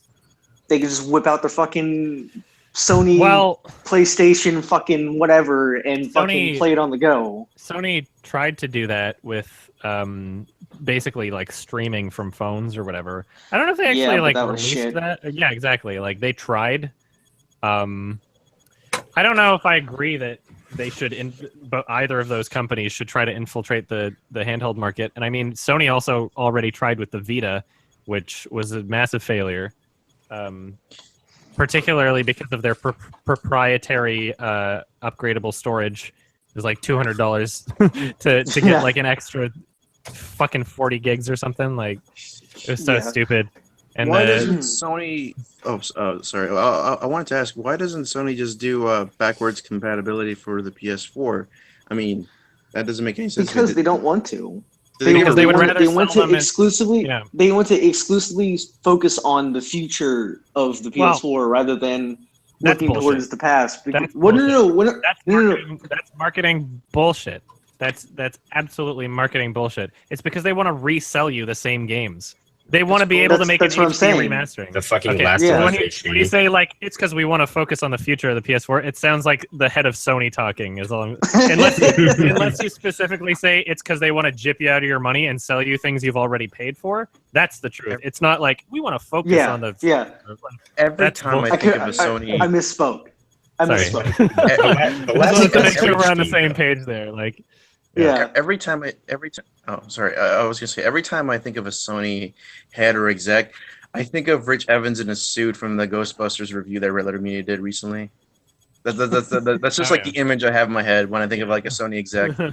But I mean, this whole like, we don't want for the future. I'm like, that's bullshit. I'm like, I mean, there's still like some games from past generations that are still like looking really good. Like, I think it was last year or a few years ago they did the release of the Return to Arkham, where they did a package, the Game of the Year editions of Arkham Asylum and Arkham City. Both games I absolutely love, and the graphics for them are absolutely terrible. They suck all the raw textures and everything, and they do this like really glossy, sterile thing. They make everything look all clean, even though it just looked ugly. They just put a clarity map on it. That's why I got the PC version instead. I was like, fuck it. Sorry. And then I thought to myself, like, wait, but I have these two games, but I was thinking like, oh, I could just put like backwards compatibility for these two games, but no, you can't. And same goes for like any other game, which is bullshit to me. But it's like, I know that when. Oh, sorry, just go on. I'm done. You're in the middle of your sentence. I'll let you finish it. Oh well, I was gonna finish by saying that, I'm pretty sure a lot of us are looking forward to Red Dead Redemption 2. Am I correct? Yes. That's coming out next year. They better put that on PC. It's not going to be on PC. I don't know. It's not going to be on PC. They didn't. Why would they put the first? I mean, they could if the first one if they really wanted to. I mean, the first game looked. I mean, the first game still looks pretty great though. To say like that game is like over like 6 years old and it still looks. You can emulate it on a PC now. They have like PS3 emulations supposedly. They're pretty shitty. Yeah, apparently, but I mean, those are only going to get better with time, I guess. I mean, the whole any argument that a company makes against things like backwards compatibility or like region free playback, they're full of shit. They're full of shit. Yeah. And I hate they are. I was so infuriated watching Major Nelson before the release of the Xbone just being like, this is integral to our console. We can't change it. There's literally nothing we could do. And then nobody bought their console. They're like, we're redesigning the console. We're changing it. We are able to do this right now. And just like, okay, well, you dishonest piece of shit. He just got promoted too. He just got promoted. He's a fucking corporate shill. He's a nice guy probably, but you shouldn't believe a word he says because he's literally a puppet. He doesn't have his own opinions on anything. He speaks for a corporation, and that's it. One company that I despise besides Microsoft and Sony is Ubisoft. They do not know how to make a fucking game to save their lives. Because I tried downloading Assassin's Creed 2 and Assassin's Creed Brotherhood, for some nostalgia on my PC. Immediately crashed. Did not work out of the box. Neither of them. And I don't play you have PC to do. I hate dealing with a bunch of that stuff. And you have to fucking go through and edit game files and shit to fucking get it to work. And I'm sitting here like, I shouldn't have to sit here, spend an hour searching through my computers, deleting files and shit. Did you for me to pre-order play my it? game? No. This was recently because I wanted to just play some nostalgia, fucking Assassin's Creed 2 and Assassin's Creed Brotherhood, and it did not work. So I was like, fuck everything, fuck you, Ubisoft. I'm getting getting a refund. And then later on, I had Far Cry 4, and for some reason the Far Cry 4 online services were not working, but they were working for my friend down the hall. So I was like, you know what? Fuck it. Fuck Ubisoft. Never getting any of their games ever again. Fuck it. Just done. I'm fucking done. Not even the Fuck new Ubisoft. South Park? Fuck no. Fuck them. Not They even don't know how to Just make a game. Dance 2018? I want to kill Just Dance. Not even Assassin's Creed Origins, which is basically something that we didn't ask for. I mean, and yeah, they are honestly, I think that they are kind of a shitty company. So I think EA is much They're worse. terrible. EA is much worse. EA is pretty bad, yeah. EA I will say though, EA does actual tangible things I'm that convinced. are hurting people. The EA is basically the devil of the gaming industry. They're like the so the is embodiment of people. Activision. But no, EA is much worse. Like what they did to Battlefront was absolutely disgusting. I pretty much boycotted that game. I was like, I'm not gonna buy this. Oh, it's empty now. It's dead now. The servers are dead. And there was this video by I think his name is Hello Greedo. He does all these Star Wars videos. He's if you're into that. And he says was Battlefront a failure? I'm like, yes, it was. It was a failure from the outset. And the thing is, I remember when people bought the game, and people like the consensus goes like this. It's like, oh, the game is fun for like an hour or two, and then you get tired of it because there's nothing to do afterwards, and then the people just drop it and just get a refund and stuff. And that's what they do. Mm-hmm. I mean, the servers are dead at this point because what else is there to do? Oh, look, guys, new maps. I'm like, new this. I'm like, no one cares anymore. Battlefront 2 with all the stuff that people have asked for ever since the first game, and then they're just like, oh, here's our stuff, guys. Please love us. I'm like, I'm not gonna buy your game. Fuck you. mean, Dice maybe EA's like butt buddies right now, but the one good thing I can say about them is that they can make some gorgeous fucking games run really fucking well. Like, I agree. I don't get how Battlefield 1 runs so well on my fucking PC with how gorgeous it looks. Holy shit. I believe that video game companies are probably some of the worst perpetrators of planned obsolescence as a concept. Yeah. Purposefully making things that don't last in order to continue your profits. Unless you're like Rockstar or Rocksteady or Valve, where you can, add a lot of stuff to your game, and then you can still make a really great game out of that. Just to name a few companies developers. As a whole, I mean, the whole planned obsolescence thing. They seem to forget that, like, going back to the PlayStation 2, that thing is still selling in a lot of markets. They discontinued the sale as of like last year or the year before. Did they? Yeah, they stopped manufacturing them a couple years back. Even in 2008, though, it was still, they were making more of those and selling more of those in the PlayStation 3 at the time, in a lot of overseas markets, a lot of South American markets, stuff like that. And they seem to forget the appeal that they had with that console. You could play older games. You could play your fucking DVDs and custom. The PS3 can do everything, and then they decided to remove the backwards compatibility features. So. But I have a fat one. I have an old fat PS3 that I've exclusively been using for PS2 titles, and I was watching Blu-rays on it at one point too, but now I have a region-free Blu-ray player that works better. So, I have a question for all y'all. This is kind of off topic, but are you guys looking forward to Incredibles 2 next year or no? Yeah. Sure. I grew up on that shit. I'll watch it. I hope they don't mess it up. I like the first one. Well, it's Brad Bird, so I mean, I don't think it's going to be bad. I mean, I'll watch it. I've been following the production of this movie, and everything seems to line up, you know, like perfectly. See, I'm not gonna hype myself up for it. I'm just gonna watch it. Yeah. That's my opinion. Is I'll watch it, and that's it. Hey, at least has a reason to exist. Unlike freaking Cars 3, where it didn't even do well at the box office. Nobody went. I mean, like people went to see it, but it didn't like break any records. I mean, let's look at your definition of didn't do well at the box office for a second. Let's check this out. Well, like I mean, like Pixar. Well, I'm not saying bomb. I'm saying like it underperformed. Like it didn't. I mean, well at the box office. No, but the reason they keep making I think you're saying comparative to their expectations. Well, but I mean, I've explained this before. The Cars franchise doesn't exist to make a good movie that people want to see. It exists to sell toys and to justify having end caps at Toys R Us showing off their fucking new Cars, Hot Wheels, whatever thing that they're doing. That's where they make the money is merchandising. It's not about the film. The way I look at it is that, you know, it's like Cars is our way to fund more original properties that we want to make after we're done with Incredibles 2 and Toy Story 4. That thing has been going through so much different directors. I mean, makes sense. Who wants to make this movie? Nobody wanted Toy Story 4. I mean, say what you will about Toy Story 3. I know people have their issues with that, but at least it did a good job at ending the series on a good note. Nobody wants Toy Story 4. I mean, from what I've heard that the...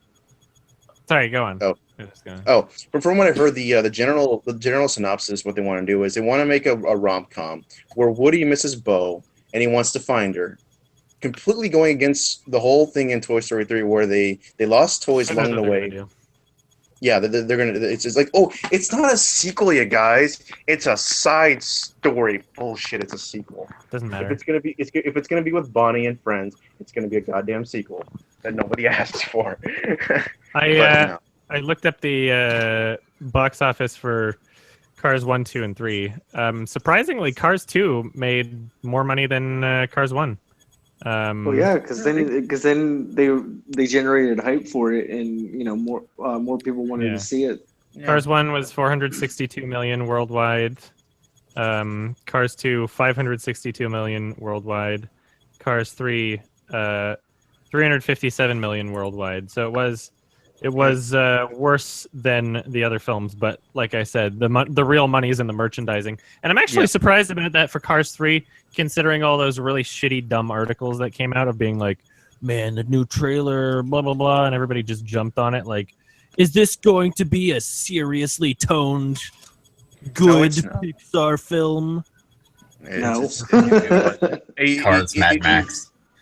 Oh god, that would be pretty awesome if they actually did. I mean, like for the simple fact, you know, it's just like, hey, it's just seeing cars murder each other, and if like they had like Mater actually die. Oh wow. That would be awesome. The only thing I took away from the Cars for Cars 3 marketing is that okay, this movie looks like the people behind it wants to go back to its roots of being a bland, terrible movie in the first one. And I noticed that there's little to no Mater, which is good because I fucking hate Mater. You're just talking about the marketing?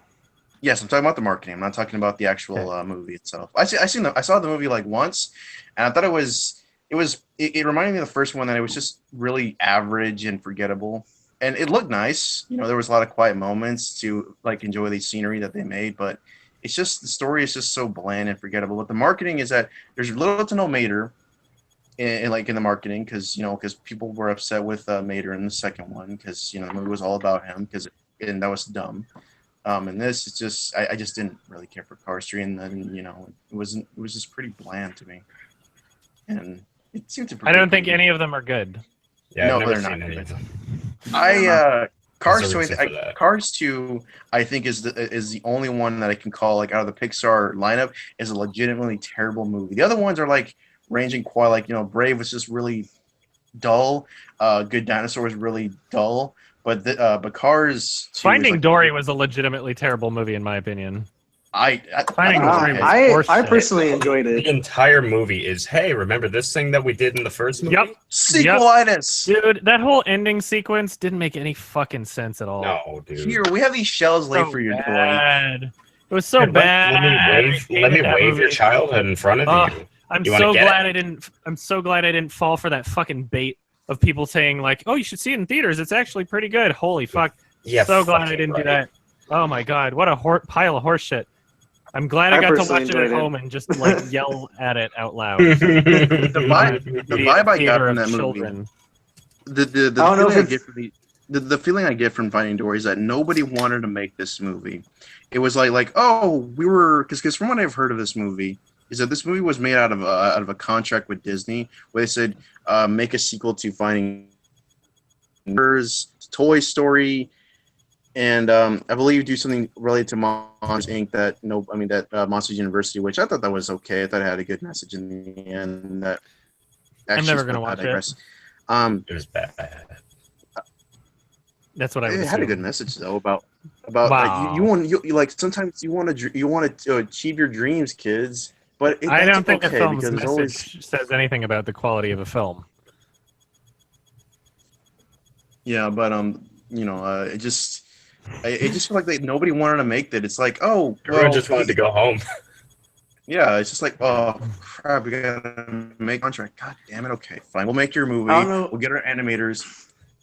They'll at least get a payday. So I'm sure they like money.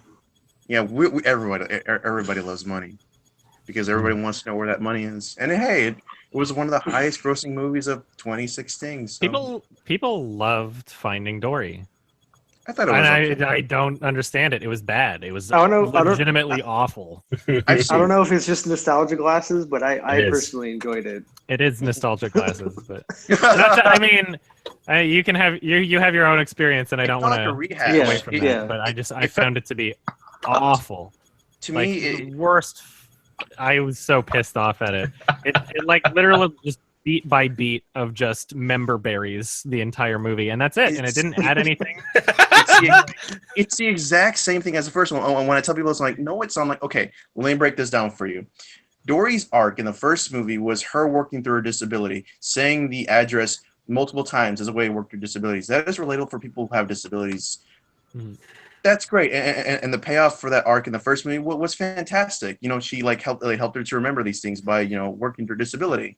I'm like, okay, that was great. In this one, what does she have to do? Oh, she has to remember things to work through her disability. I'm like, that's the same thing as the first one. We're retracing the steps of the first one. Oh, there's this Bruce-like character, but instead of a shark who's actually funny and interesting, we have this giant neon glowing squid. Oh, everything was just recycling. They recycled the same movie, and it was much worse. And hey guys, remember one that didn't. Remember the pelicans in the first movie? Remember how they keep saying the same word? Well, we have the seals this time with the with the seal. I can only imagine that the enjoyment of the film is literally just out of reference humor. Like, remember this from the first movie? And that's all it is. It's the whole fucking movie. There's nothing new or fresh in that movie. There's nothing substantive in the entire fucking film. And people say, it's literally just like fucking callback. But it's a good message for people with disabilities. I'm like, if you want to see a good message about people for disabilities, watch the first movie that does that. Yeah. Cool Cat stops autism. The first movie tackles this, and it's like people forgot. It's like people forgot the first movie that it tackled the same sort of. I mean, the first movie's message was about more with dealing with fatherhood, but it also had to do with disability as well with Dory and Nemo. I'm less concerned about the recycling of a message and more concerned about the recycling of the entire plot. Yeah, it was. The I'm more concerned about the fact that like every scene and the entire movie was just beat for beat referencing the first film, and that's it. And it's like, am I supposed to be entertained?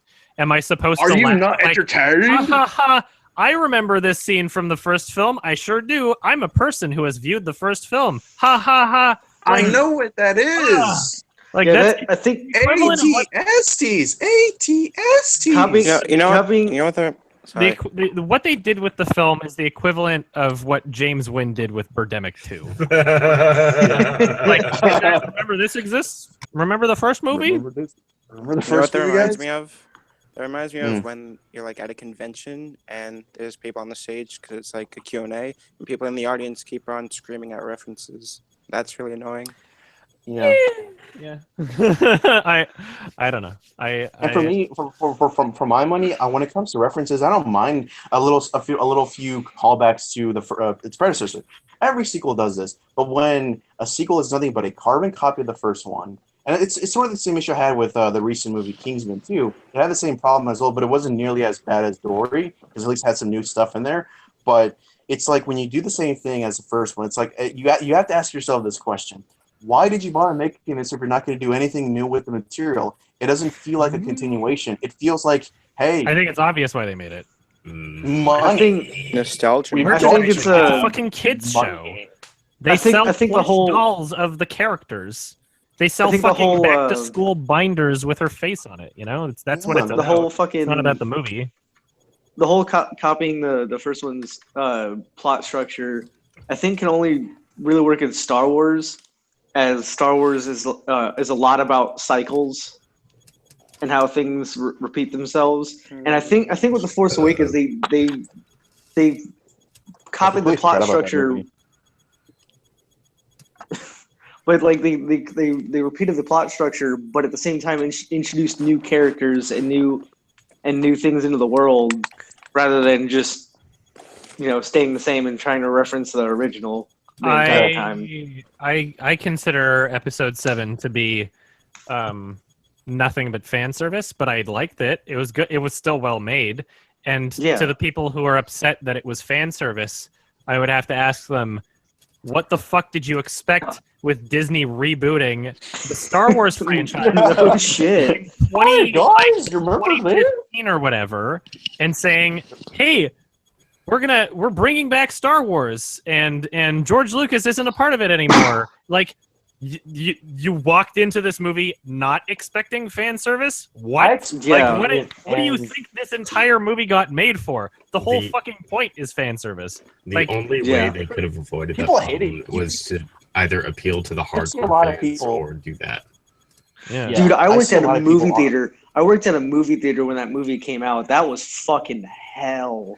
Holy shit. Dude, I can relate. I've been working at my movie theater for about over 4 years. And Jesus, when Force Awakens came out, I called my day off like months ahead of time. I mean, I'm like, I'm not doing the last note. I called months ahead of time.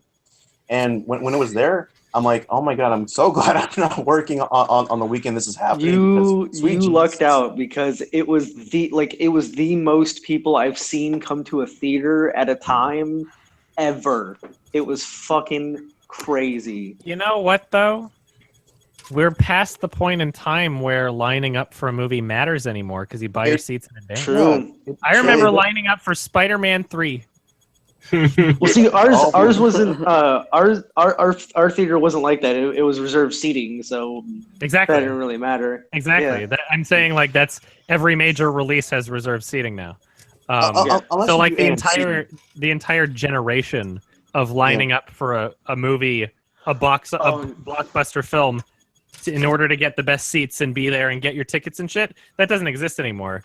And I remember I lined up with my friend 6 hours before Spider-Man 3, and we were the first in line, and just by a little bit. And I brought my portable DVD player, and we watched the first two films and ordered pizza in line. I did the same thing when it came with like The Dark Knight and The Dark Knight Rises. Like I did this thing where like for like every big like Batman movie, I would go and like wait in line.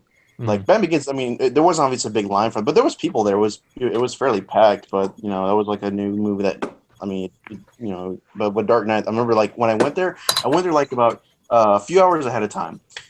The line was already starting to form, like near the parking lot, so I had to wait there. And but there's still some of the whole waiting in line and get the best seats. Like if you I mean, for AMC, obviously that's obviously the biggest division biggest thing when it comes to that. For like for stuff for like Cinemark, I know one of the theaters I go to, is Tinseltown. Like there's no reserved seating because they don't do that. Like you just reserve your tickets and just be there and get the best seats. That is all there is to it. So it's not like I have my seats saved here. No, look, just get there early, get your tickets, and just go get your seats. It's that simple. That's how it is, and at least that's kept alive. Well, here we still line up for a movie. We don't have any reserved seating or anything like that. We just line up. One thing that really irritates me about Christopher Nolan is his opinion on streaming, because it's so fucking pretentious. It's like, we gotta preserve, the fucking theater or whatever. And I'm just like, dude, you are a fucking millionaire. You can choose who you see your movie with. You don't go to a regular movie theater and watch. What does he say about it? Can you elaborate on that? I'm confused. He's basically saying that we got to keep the days of going to a movie theater and experiencing it in a traditionalist. And he's a traditionalist about it, and I'm like, dude, you are a millionaire that you can pick and choose where and who you see your movie with. General public doesn't, and we have to fucking sit here and listen to motherfuckers explain the fucking plot, fucking try and make snarky comments, and fucking clap and shit, and just basically disrupt the movie in general. During the screening of Mother, Toronto Film Fest is a very I would call it, out of all the film festivals I've attended, it has the best and most respectful audience for the vast majority. Very, like everybody there's there because they want to see the movie. Mother was not the case. I feel like Mother attracted a lot of people who were just looking to see the movie early and didn't even know that the film festival was a thing, kind of thing. There was an old lady who sat right next to me, and her phone went off twice, and she kept whispering to her other old lady friend to the point where, like, about half an hour through the film, I had to lean over, and I looked and I said, "Excuse me." She's like, "Oh, what?" Like, she didn't even know what was going on, and I was just like, "I can hear you every time." She was like, "Oh," and then she whispered a little bit less, a little bit quieter from then on. It was like, "All right." Why didn't she just get out of her seat and just go, like, step outside and talk on the phone? I mean, that's what I do if someone, like, if I get, like, some sort of notification, like, I keep it on vibrate. Talking to the friend that was next to her. The phone call she didn't answer. When you're old, you can afford to be irreverent and not care what's happening around you. Did she like Mother, by the way? Did you ask her what she thought of the movie? No. Or did I didn't talk to her outside of telling her to shut up. But yeah, I mean, like, I've hit the point. It really depends on the movie. It depends on the experience. But for that, like, for the most part, I was just like, I'm not gonna get upset. This is fine. I'm in control of my own emotions. I have to accept that if I get upset that she's talking the whole movie, I'm just gonna get upset, and she's gonna talk the whole movie regardless. So, I mean, like, at least I did kind of let her know at a certain point. But after that point, I was just like, I wasn't like fuming in my seat. I was like, this is funny. But like, trying to pay attention and enjoy the movie, which I'm glad I still got the experience of the film. Military. Like, you just gotta give up at a certain point. Like, what am I gonna? It's an old lady.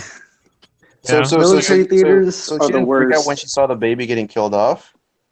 There's a lot of people that freaked out at a lot of the movie in the theater. Honestly, it was a very vocal crowd of gasps and screams. So. Yeah, I remember when I saw Mother on Thursday. I'm sorry. You go. I'll also, go there shouldn't be spoilers, by the way.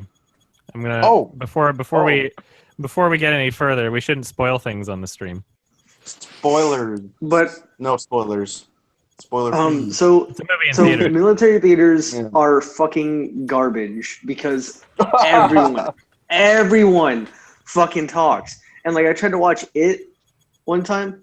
And just recently, and fucking first 10 minutes, everyone in the theater was talking as if the movie wasn't even playing. Take this advice. Sorry. So I got up and left. I saw it the next day, and they were good for the first 10, 20 minutes, and then just all hell broke loose for the rest of the movie. And this one bitch behind me was like, "Oh, that's what you get every time someone died or whatever." And I just wanted to like look around and be like, you know what people get that don't shut the fuck up during movies? That's why I've never seen a movie on base, and I never will. Take this advice from a movie theater veteran. Watch the earliest show you possibly can. Yes. And you can attend a screening where there's like nobody there, and you still get the quality and sound. maybe there's a couple old people, but you're not even sitting near them, sort of thing. Also, I don't go back to the States until April, so I'm not gonna be able to watch it. Avoid doing the whole like Friday, Saturday night movie thing. Avoid seeing them in theaters where it's a very popular, trendy mall where a lot of kids like to hang out. Because if you see it at a big mall, like in Edmonton, there was West Edmonton Mall. That was always the worst, and it seems to be pretty consistent no matter where I am. Like the big mall place is always going to be, if there's a theater there, the audience members are not people that went to the mall to see the film. They're people who were in the mall and bored and don't know what to do, so they bought a ticket to a movie. And they don't give a shit about what the movie is, and they're just going to be disrespectful assholes the entire time. So, like, if there's a mall where there's a shit ton of, like, high school students that are killing their time, bad place to see a movie, especially on a Friday and Saturday night. Early shows... Unfortunately, the military theaters, especially overseas, they only show movies for, like, a week or two, and then they're gone. So you really got to get in there and fucking watch it either the first or second weekend that comes out, or so you're not able to see it during the week if you're not working. Well, they're not even open during the week. They're open during they're open Friday, Saturday, Sunday. It's fucking retarded. Weird. Yeah. Hey Adam, I want to ask you something because I know a lot of your fans have been asking you this on your Mother review. Have you seen it yet? No, and in fact, I think I said it at the beginning of the stream. I'm not sure if you were there or not, but I haven't seen it yet. Yeah. Oh, well, no, I wasn't. I came in around 105. So yeah, because I was at Toronto Film Fest, and then now I'm back, and I'm just trying to catch up on my YMS review, and then I've still got a quickie to release for 3 billboards outside Ebbing, Missouri, which was fantastic, and I would highly recommend. But right now, my focus is the Amusement Part 2, which I promised would be out this month, and it's coming close to the end of the month, so I want to try and fulfill my promise. And I'll see it. I don't know if I don't know if I'm going to see it in theaters. It's okay. I want to get to me. I want to give some. Oh, sorry. I was just gonna go on. I was gonna give some advice though about movie theaters. Yeah. I thought it was okay. It was like a passable horror movie. It wasn't great, but it wasn't like terrible either. Yeah. Yeah. Yeah. It was just it just felt kind of standard. And some of the stuff was kind of silly. Like some of it you just kind of wanted to laugh at, and it was just like. I'm not surprised that it like broke records because everybody was just fucking like so excited for it on the internet and since it's passable, people think it's amazing. That's most horror movies. If you can make a passable horror movie, people will lose their shit. People are begging except for The Witch. Look, it's so scary. I'm like, The Witch isn't like, I wouldn't describe The Witch as like passable. Like that's more of an art film. Yeah, but that's my thing. That's my thing though. Like that to me, it's great. That was a pretty divisive movie when that came out, though. Yeah, The Witch had polarizing opinions. Same with like, why do A24 movies have such polarizing opinions? I mean, they allow artists to do what they want. They don't make like they don't restrict them in the same way that a lot of studios would. Yeah, they pick up like really like obscure projects and shit usually. They have an emphasis on allowing creative freedom for the directors. If only more studios can do us. If only more studios had such integrity. Yeah, I mean, seems like they're doing very successfully. Well, I mean, they don't have they're not gonna. They don't have an IP like the Hunger Games or anything, They're not like, Lionsgate used to be like a small indie Canadian film. Everything has to start with Canada. Yeah. I think their first big break is going to come with The Disaster Artist. Yes, it is. Probably. The first big break? They've had a lot of big movies like Ex Machina, A24. Yeah, I mean, they've had a decent amount of well-selling titles, but I mean, like, The Disaster Artist, we'll see how wide of a release it gets, I guess. It comes at night. I know you love that movie. Like that movie could be so good or so bad depending on. It's James Franco directed it, right? Like he's a fucking garbage director. He is. He's directed a lot of movies. He's never directed a good movie. They're all shit. Like every fucking movie sucks. But I think it's directed. But I think he can pull this one off because from what I've seen of it, it's. I think he's like the perfect guy to do this from the trailers and all the you're talking about marketing his acting, and everything. Right? I mean, not just. I mean. Right, like if he's making the movie, that's what I'd be worried about. Like he's directing fucking 4 movies right now. Like right now, he's directing 4. And if you go through his IMDb, every one of these fucking movies sucks. There's a reason why nobody even knows he directs movies. Exactly. Like he's directed a lot of movies, and they've never been good. But with The Disaster Artist, I wouldn't say like, oh yeah, he's the perfect director for the job or anything like that. I'm not even sure I would say he's the perfect actor for the job. But what I will say, and I kind of hinted on this earlier, is that it's a movie that doesn't even need to be good for it to be good, sort of thing. Like people will love it no matter what it is, and even if it's bad, it's like, oh well, it fits the theme of the movie. It's like, okay, whatever. That works out really conveniently, doesn't it? But I guess it's like a good book, right? Like the book is well regarded as like a good read, like a fun book. So you'd think I'm sure it'll be entertaining. I'm sure, especially James Franco's performance. Yeah, from what I've seen, it's good. If the movie's shit, I'll just be like, "This is your fucking fault. You literally are Tommy Wiseau." Like if you're watching him as Tommy Wiseau, I don't know. Maybe Wiseau section. Wiseau within Wiseau. Like I've seen him in interviews. I've seen Tommy Wiseau in interviews, and I'm just like, this is what he would be like if he could actually act. But I know, Adam, that you really loved It Comes the Night, right? I thought it was great. I saw it based on your recommendation, and I'm like, I don't know.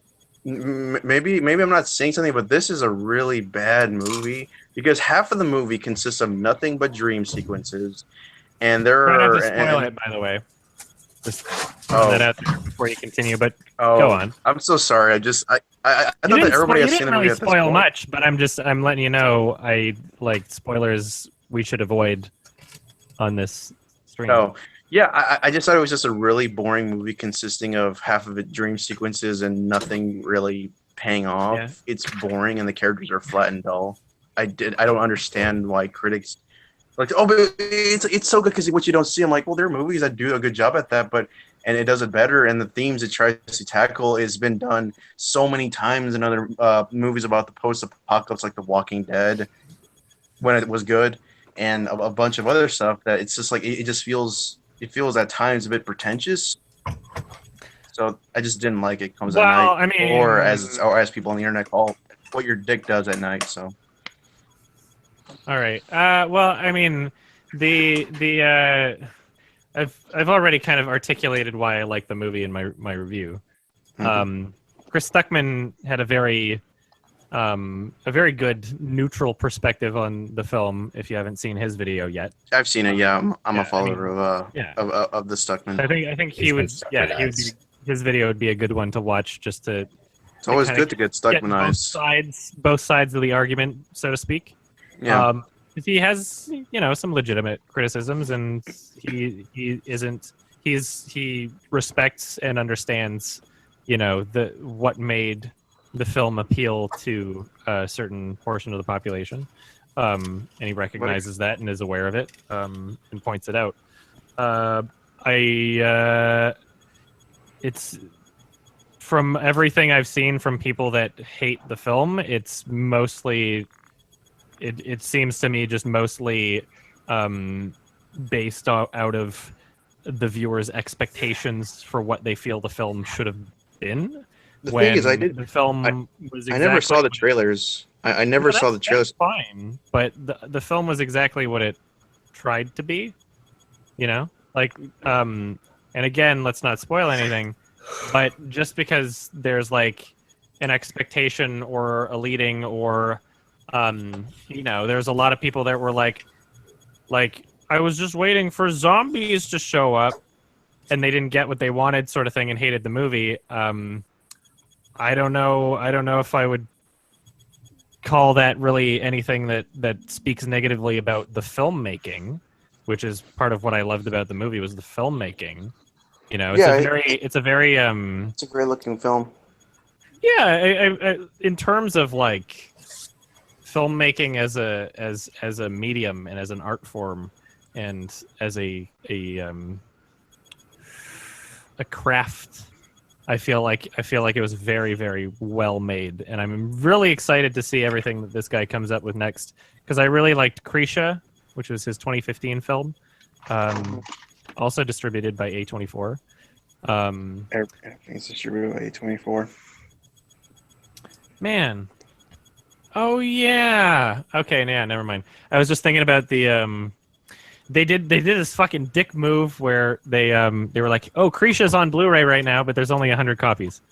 And and wow. And they were like, limited edition fan thing. I was like, "What?" And so somebody posted on my subreddit, and by the time I clicked on it, it's like, "We're all sold out." And then A24 actually wound up doing it again and being like, "Okay, well, those sold out really quickly. I'm just going to see if this is sold out now." Yeah, sold out again. But despite it being U.S. shipping only, I managed to get a copy, and I just remembered like, oh yeah, I want that Blu-ray. Where's that Blu-ray at? I just remembered it's like with my American friend who let me use their address to send the film. I should probably contact them and see if I could get that mailed over here. Did I already get mailed over here? Did they already? Oh man, yeah, I fucking. They didn't do that. Did you already. like The Witch? I did like The Witch. I didn't like it as much as It Comes at Night or Krisha, but What about the Babadook? I know that a lot of people like that one. No. The Babadook was okay. It wasn't scary. It wasn't. You know, I don't think I articulated myself in my review as well as I should have, because I kind of it was fresh. It was coming fresh off of me having made my like Silent Hill Revelations review, and I had just started doing like thoughts on videos as a way to like make content that wasn't YMS reviews and like in between the bigger projects. And so I guess I didn't really take the review as seriously as I should have, and that might have gotten some backlash, because I really kind of treated it almost like I was preaching to the choir in a sense when I shouldn't have.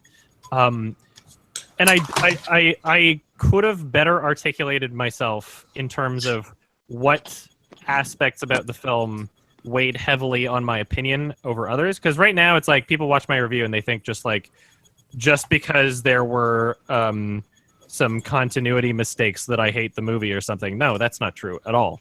The movie, people praise it for being this like original breakout fresh horror film, but it's been done a million times. It's like I feel like it's just recycled the same bullshit that I've seen so many other times. Like I didn't get anything new out of it. I knew exactly as soon as, I guess I won't spoil it, but there's a character in it where I'm like, yeah, you're gonna die, and then they died. The kid sucked. The kid was so fucking annoying, and he couldn't act. He was smiling the whole time.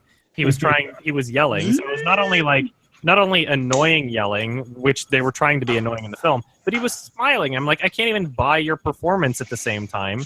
I'm just getting irritated. And then the whole, see, this is a film where like I do feel like the whole symbolism was really kind of pointless and just like ham-fisted, and like, yeah, it's there. Like people always bring that up as evidence that it's like an amazing smart film. It's not smart. It's not smart just because you threw in a bit of symbolism in there that was, you know, like not difficult at all to interpret in the slightest. I mean, it's like this shit has been done before. It's been done a million times. Like it was so predictable. The best part about the film was the design of the book, and that's it. Yeah. And then it's like it implants this idea, because the book was which is just props, and I don't know if the director had anything to do with the design of the book, but like the book by itself imprints this idea of this like evil, like demonic character, and because you only see it illustrated, it allows your imagination to kind of run free. And if they kept it that way, and it was always going to be like this imagined thing that you only ever saw a drawing of, That would have been great. But instead, she sees it on the TV, and it's literally a hipster in a top hat. It's some skinny dude who's it's some skinny dude who's like, I'm in old timey footage. Isn't this scary? Ha ha ha! Like, this is just cringeworthy. It's just so, like, it wasn't scary at all, and it very clearly thought it was. And then the whole like using Resident Evil sound effects for the monster as a way of just like using stock effects. That, I mean, sure, if I'm somebody that's never played those games, and they've shown up in other games too, like if I've never heard those stock sound effects before, then maybe I'd be like, wow, not annoyed at this point in time. But it's like, this is during the climax of your film, when you're playing stock sound effects. It's not a shit, terrible, like 1 out of 10 movie, but it's like, it's so painfully average and unspecial and didn't really achieve anything that would warrant people to consider it this artistic masterpiece. That's my issue with it, not like continuity mistakes that I guess a lot of people think is my issue because I didn't articulate myself so well in that review. But I'm not a fan of the Babadook. I want to do a little. I've been kind of. This is something that's always been bothering me. It's kind of sort of the general film criticism. Well, more film praise. It's like, people assume because a film has symbols and themes that it automatically makes it a great movie, and that is something that I don't agree with. I'm like, just because a film has themes or symbolism, okay, what are those things? How are they utilized? Is it interesting? Does it help the movie? And it's kind of like when I see a lot of defenses of Mother of its themes, even though I like the movie more for a horror, more of like a horror reason than more of a symbolism video, like those type of things. I'm like, but the symbolism is so ham-fisted, you already know what it is, and it's not even that interesting. I said, just because a film has symbolism and themes doesn't make it interesting. It's how it's done, and what are those themes is just how it's done, and what are they, and like how it works. Presentation matters more than everything to me. Presentation is exactly what filmmaking is. It's all about execution, and I just. It's the presentation is the difference between the film Species and the film Under the Skin, Like, I don't even like both of those movies that much, though. I don't even like. I loved Under the Skin. Yeah, I mean, you can at least recognize the vast differences in presentation and what that does to the overall product, though. I thought Under the Skin was just Scarlett Johansson giving a terrible, terrible performance. And the thing is, I like Scarlett Johansson as an actor. I don't think she's a great actor. But I think she's a good enough actor. What was bad about her performance? How do you know what an alien acts like? Yeah, like shit. Well, I don't know. What reference do you have? What for her performance? She just didn't sell it as an alien. She was okay. Look, okay. She played an alien. What did she do wrong about that? She did not. Okay, she did not. She did not act as bad as fucking Halle Berry did in fucking Catwoman. Like, holy shit. I mean, like what the fuck? No, Halle Berry was Halle Berry. Like, Halle Berry's performance was so bad it's good. With Scarlett Johansson, like, are you upset that she seemed unnatural? Because that was intentional. Like, no. My problem is, I get. No, I get what she was trying to go for, but she just didn't convince me. It came off as wooden instead of it feeling alien. You know what? I know this is a weird thing. She just didn't convince me at all. She was like an alien. She just more or less just looked like she was sleeping through the whole thing. I was like, oh hey, I'll just pick up a guy, and the only thing to take away from that movie what do you is think hey, an alien's supposed to act like? I don't know. What reference do you have to say that you're not convinced by how she acted because you don't believe that she's an alien? What reference do you have? Like you have I don't know. I think she just didn't sell it. She just didn't convince me as an alien. I know it's a weird thing. What could she have done to convince you that she's? Maybe he knows something. I don't know. Had some. I think it's something to do with the effect where you see actors as actors instead of characters. That's what I was. That's what I was leaning towards in my head. Is like the same reason why people didn't like Jennifer Lawrence. Is like, oh, it's Scarlett Johansson or whatever. So I mean, like, that's Black Widow. If we're talking about like what she did in her performance, like, I didn't see anything wrong with it at all. At all in the slightest. I really loved how they handled her expression and emotion or lack thereof in the film. I thought it was the only thing I liked under the skin is the fact that we got to see ScarJo fully nude. That was it. That's it. That's really it. But no, that's funny. I was just gonna say that's the unfortunate thing about famous actors and recycling them all the time. That's how I feel about Leonardo DiCaprio. Really is, and Will Smith is that they only can really play themselves and not necessarily the characters. Yeah, you know what? Like, don't diss on my Leo, man. Don't diss my Leo boy. It wasn't necessarily. Yeah, I think Leo doesn't really fit that stereotype like Will Smith does. My thing about Leo is that he plays the same character so consistently. She's got my back. She'll cut you in half with one sword strike.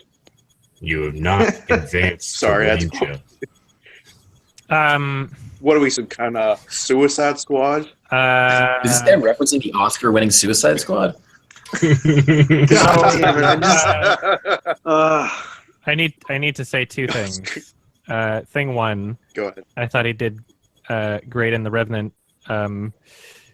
Don't see anything wrong with what he did, although some people could only see the actor and not the character. Second thing I need to say is it's 4 p.m. and I'm wrapping up this hangout. So if anybody, especially people who haven't been talking as much throughout the hangout, have any things they would like to say or questions, we can have this going on for like a few more minutes or whatever. I'm totally fine with that. If there's anything you wanted to say or anything you wanted to ask, just go for it. Try not to talk all at once, though.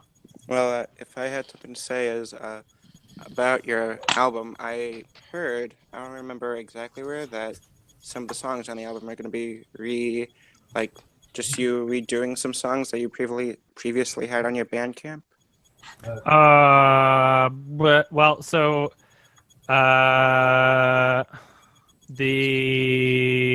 I'm redoing Fragments.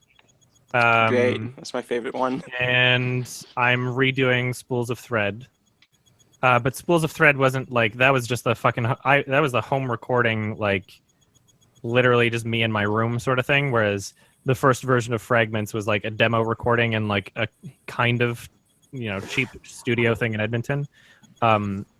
So the rest of the tracks, I mean, I don't know if you know of like the album concept, but it's essentially I'm like taking 10 years worth of material and chronologically just going through the songs, and you'll be able to notice some sort of like progression in terms of like how I communicate or what I decide to communicate and the style of the songs, et cetera, et cetera.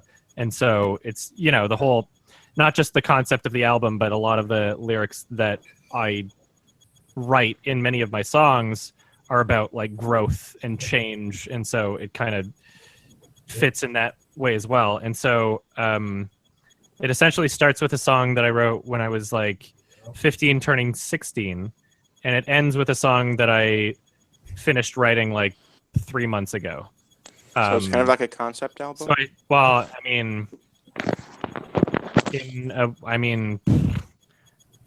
I could have just, stuck a bunch of songs together and it wouldn't be a concept album or whatever. Like, I don't know. It's not, the songs existed before I decided to make the album and knew what the album was supposed to be.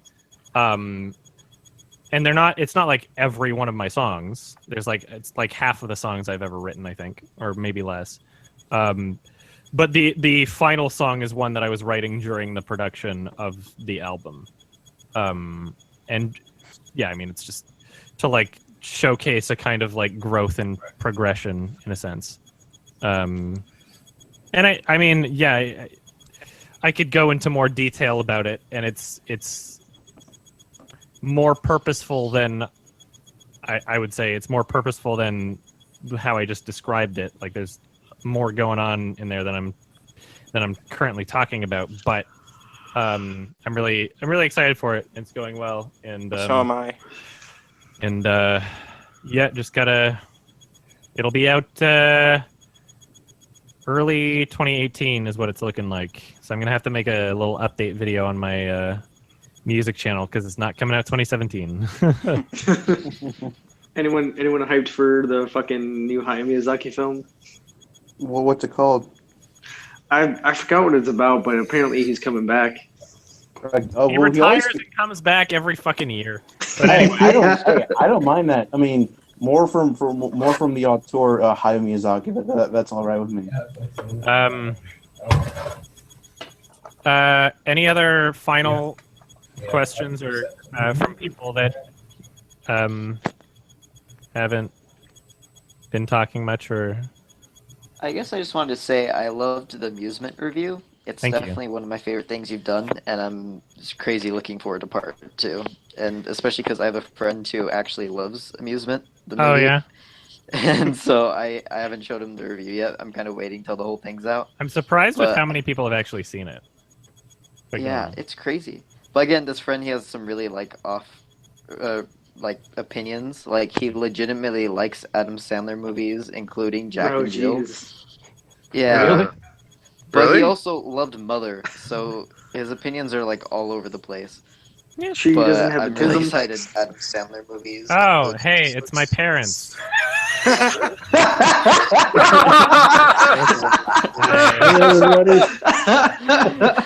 mom and dad.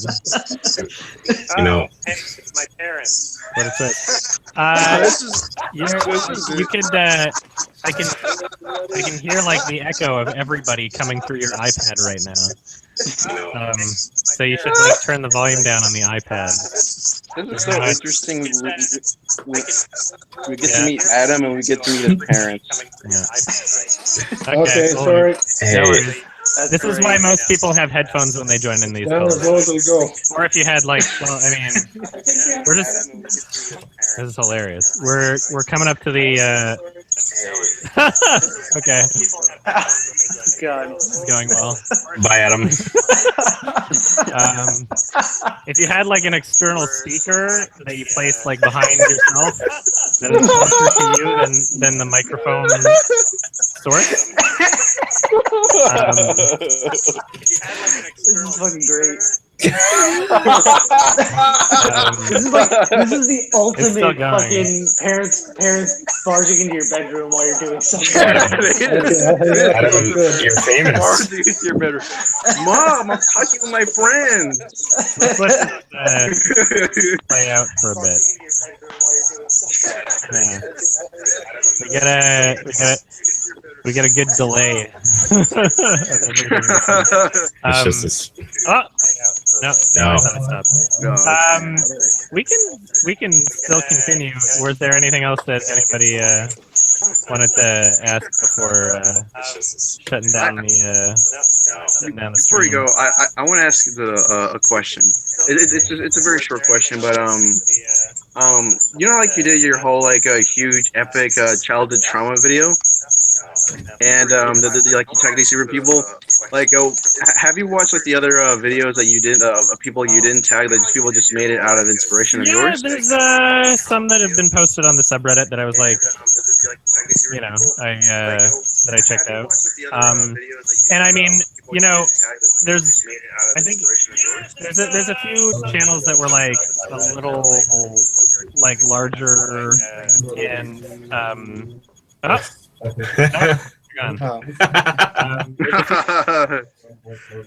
bye, Mom and Dad. Thanks for dropping by. There's How a does few. it feel to be famous? Yeah.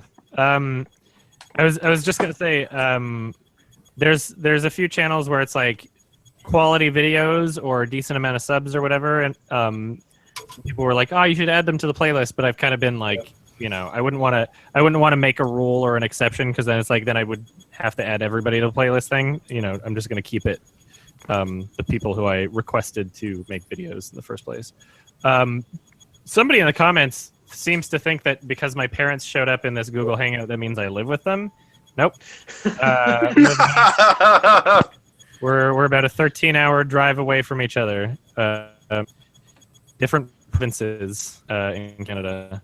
Yeah, I'm on the other side of the fucking world. I thought you lived in New York. No. No, he lives in Seattle, you idiot. I live in Vancouver. Yeah, they're patrons. They're on my Patreon thing. Yeah. They're pledging money. So. Oh, that's That's cool. nice. Yeah. That's very nice. At least one of them. So they got the link. I think both of them. Yeah, so they get I send out the link to everybody.